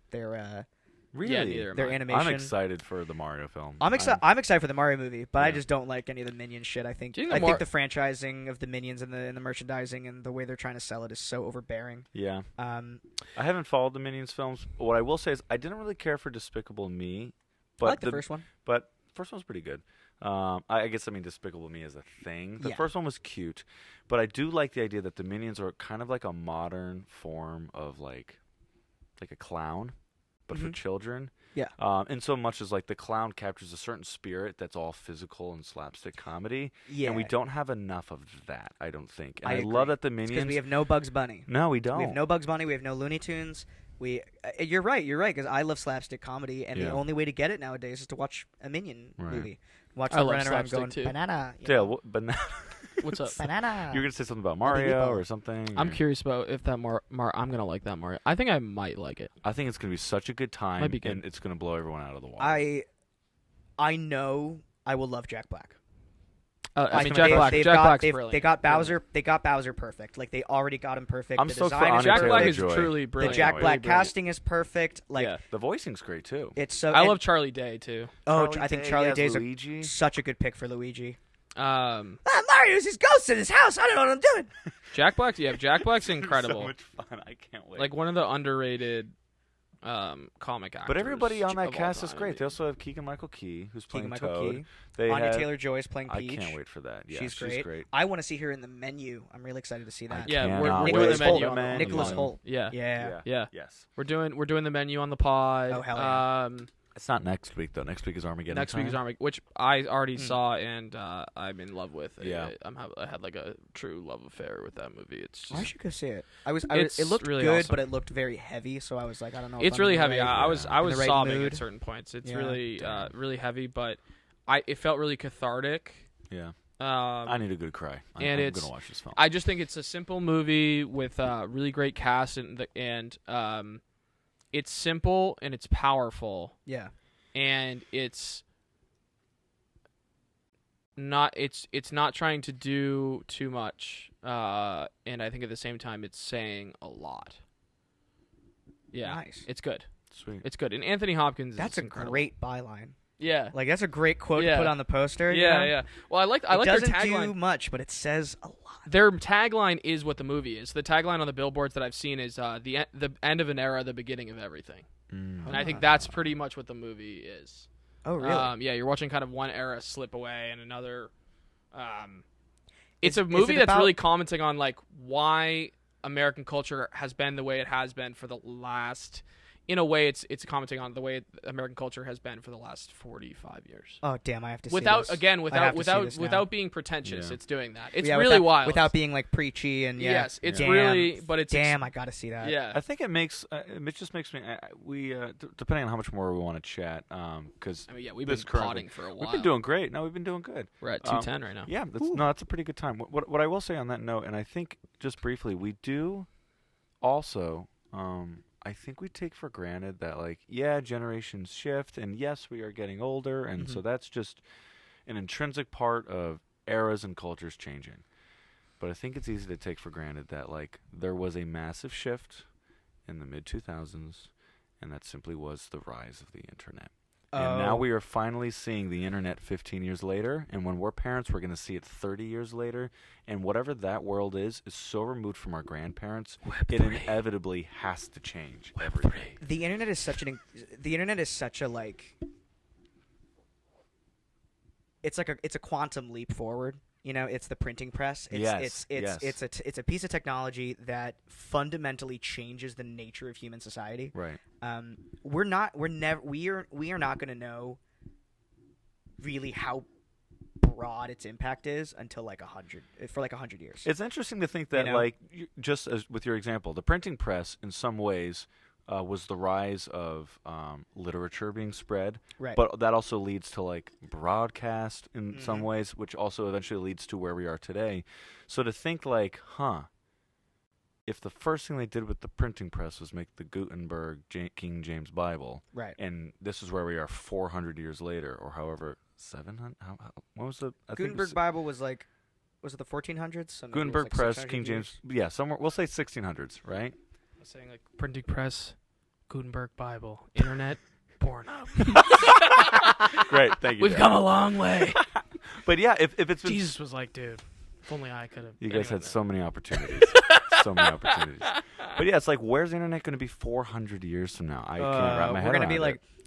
like, we're gonna be like soup creatures. We're just gonna be like liquid beings that are like put into mech suits, and that's how we walk around. And then when we're done, when we go home, we just get sucked back up into a tube where we sit in a little box and we connect ourselves to like the grand consciousness of society. And we're all in a spaceship like 100,000 miles away from Earth because Earth died and we all had to like leave. And so we're all just like hanging out in this weird soup stasis together.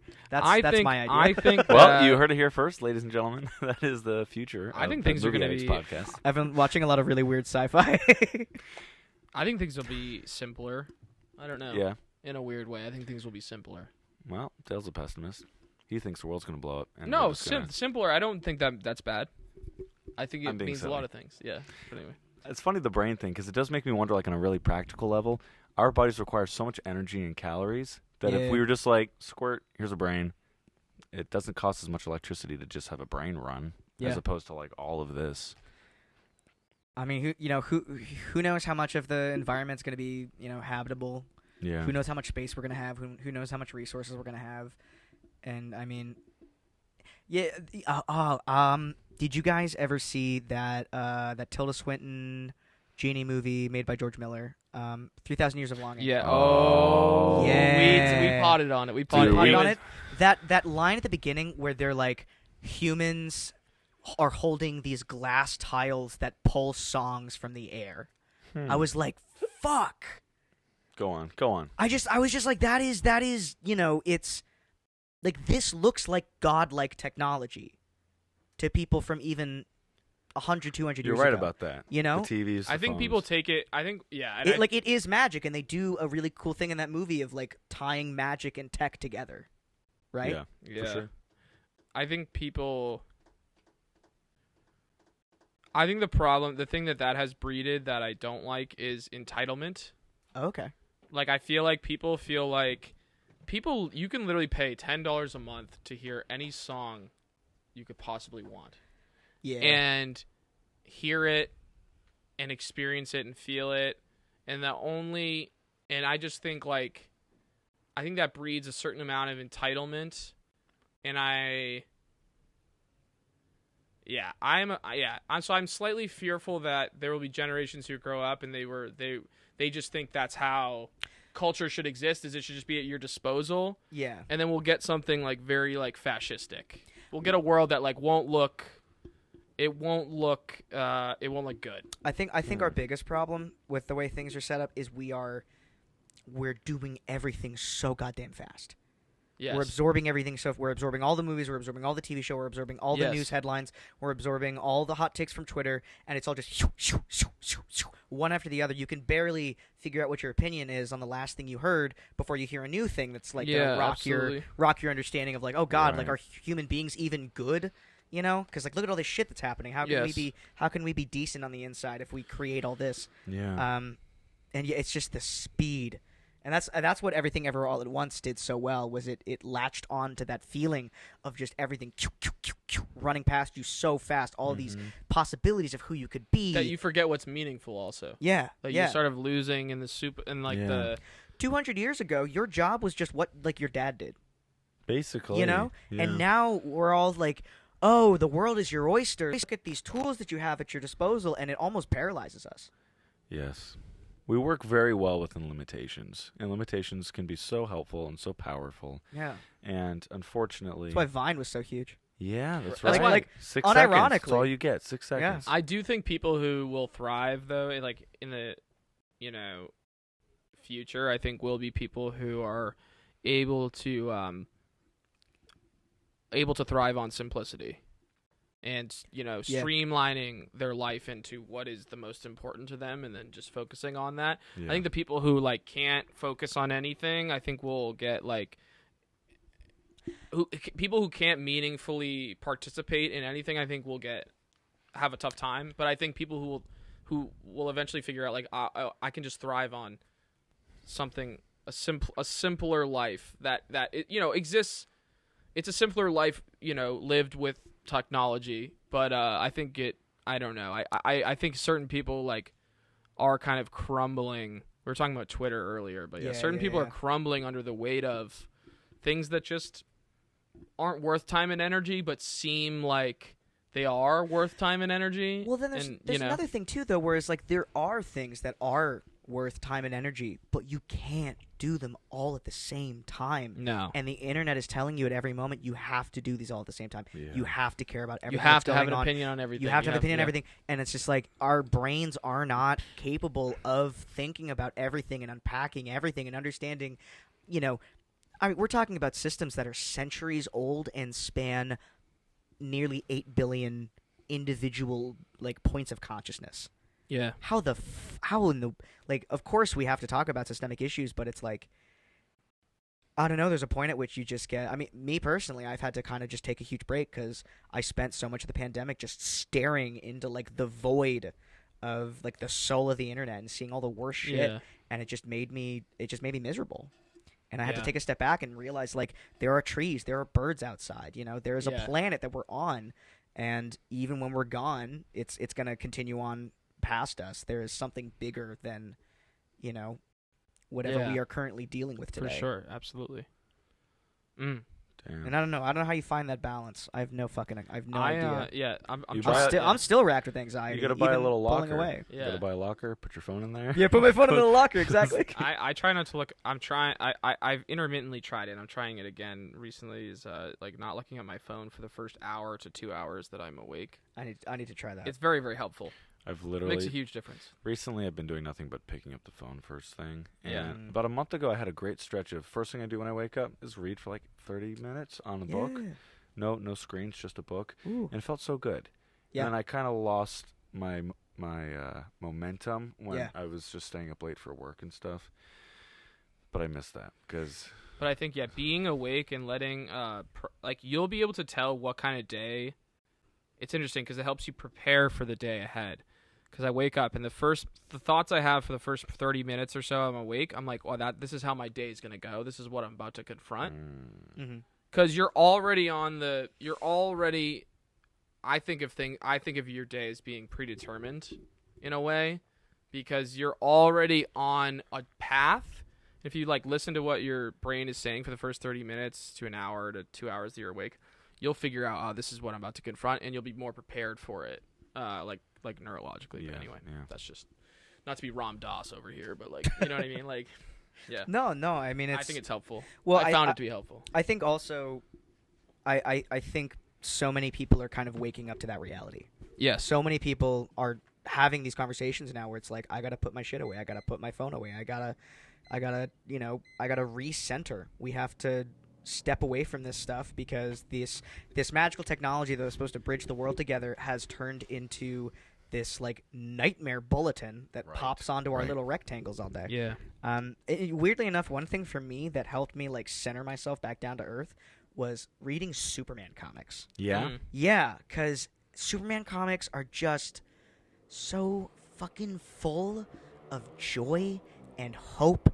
And the thing that just gets me when I'm reading a Superman comic is when Superman's going up against somebody, and he's going up against someone who is just fucking evil, like truly fucking evil. And you're like, kick the shit out of him, beat his ass, beat him up, kill him, Yeah. snap his neck. And you're just like, and he won't do it. He won't do it. He did this like they did this whole arc recently where he went to this planet where a bunch of people were enslaved, and they were enslaved both physically but also mentally and culturally, because the culture of this planet had become all about killing and conquering, and everyone has these chains around them, but they love their chains because their chains are a symbol of how many people they've killed. Because when you kill someone, you take their chains and add them to your chain, right? So Superman comes to this planet that is just the antithesis of everything he's about, and he's getting like the shit kicked out of him by these people. He like loses his powers because of a comic book thing, and he's just getting like the shit kicked out of him by these people he's trying to save, and he's still trying to talk to them. He's like bleeding. His words on the page are like different fonts and kind of shaky, so you can feel his speech bubble is really shaky, so you can feel he's like barely getting out what he's trying to say, and he's saying like I have a son that's about your age. After they just like knocked his face in, and he's still trying to connect with them, and that's the thing about Superman that I need them to nail in this new movie that they're doing. Like, you need to nail this like doing a new even in the movie? yeah, they're making a new with Henry Cavill, a sequel to Man of Steel, and they're saying it's going to be very hopeful and very, very joyful. And I really hope that's the case, because the power of Superman is that you can have someone. Superman's strength is not the fact that he can fly and punch shit. Superman's strength is that he's always going to try to do the right thing, even when it hurts him so much. Huh. You know, and that's a human thing. The best parts of Superman are just how he, even with all the power in the world, it doesn't matter if you don't have connections with people, if you don't have love with people, Yeah. if you're not connected to the city of Metropolis or connected to Lois Lane or connected to your son. If you don't have those things, what does it matter that you can fly through, punch through buildings? Yeah. It means nothing. And I think that I fucking love Superman, man. I love Superman. Anyway, yeah. It's a beautiful way, I I'm think, on to board. end the episode. I think We do have to. we would have to decide whether It's a cock up. or a lockup. Does Brendan know what that means? I'm assuming cock-up means it's really good and lock-up means No, it's it's not actually good. the opposite. Ooh. Cock Oh. up means it's terrible. Like belly Lock up, means it's you dead. liked It it. sucks. There's also an option for a clock up, which is kind of a hybrid, Yeah. something in between. So, Black Adam for you, Gabriel. I'm gonna give it a cock up. Yeah, cock-up. Yeah, it's a cock up. It's a for me. cock-up. Wow. Damn. It Three could have. cock-ups. It could have. It's got all the pieces to be something really great, and it just didn't land Yeah, no, I think it's anything I wanted it to do. yeah, I think it's a cock up, man. We still love you, The Rock. Sorry, Rock. Sorry, still Rock. love Sorry, you. Rock. Yeah, if you ever see this, He's he's going through all the podcasts on Spotify trying to see what people Yeah, are exactly. saying. One by yeah, one, yeah. which one to add to the list? yeah. No. I listened to this podcast for 2.5 hours and they said mean things about me. yeah. It's like, don't you have a movie to shoot, dude? Like, come on, man, you're working. Don't you have kids? Well, that's every time Rock is looking down. Every time Black Adam's looking down in the movie, like kind of, he's actually looking. A PA is holding up a phone so that he can look at the Look at the podcast. read a review Right. of his yeah. of his last. And that's how he's getting all that angry looking down. He's like, the PA just keeps scrolling. You know? What's my motivation in this scene? Your motivation is that people are saying mean things about you on the internet. He's like, they are. Instantly gets fired up. Okay, so this has been the Movie Addicts podcast. I'm Dale, And I'm Gabe. and this is Brendan. And I'm Brendan. There you go. Cool. I hope everyone had a great weekend. Hell yeah. This was Movie Addicts podcast. Let's go, son. Thank you.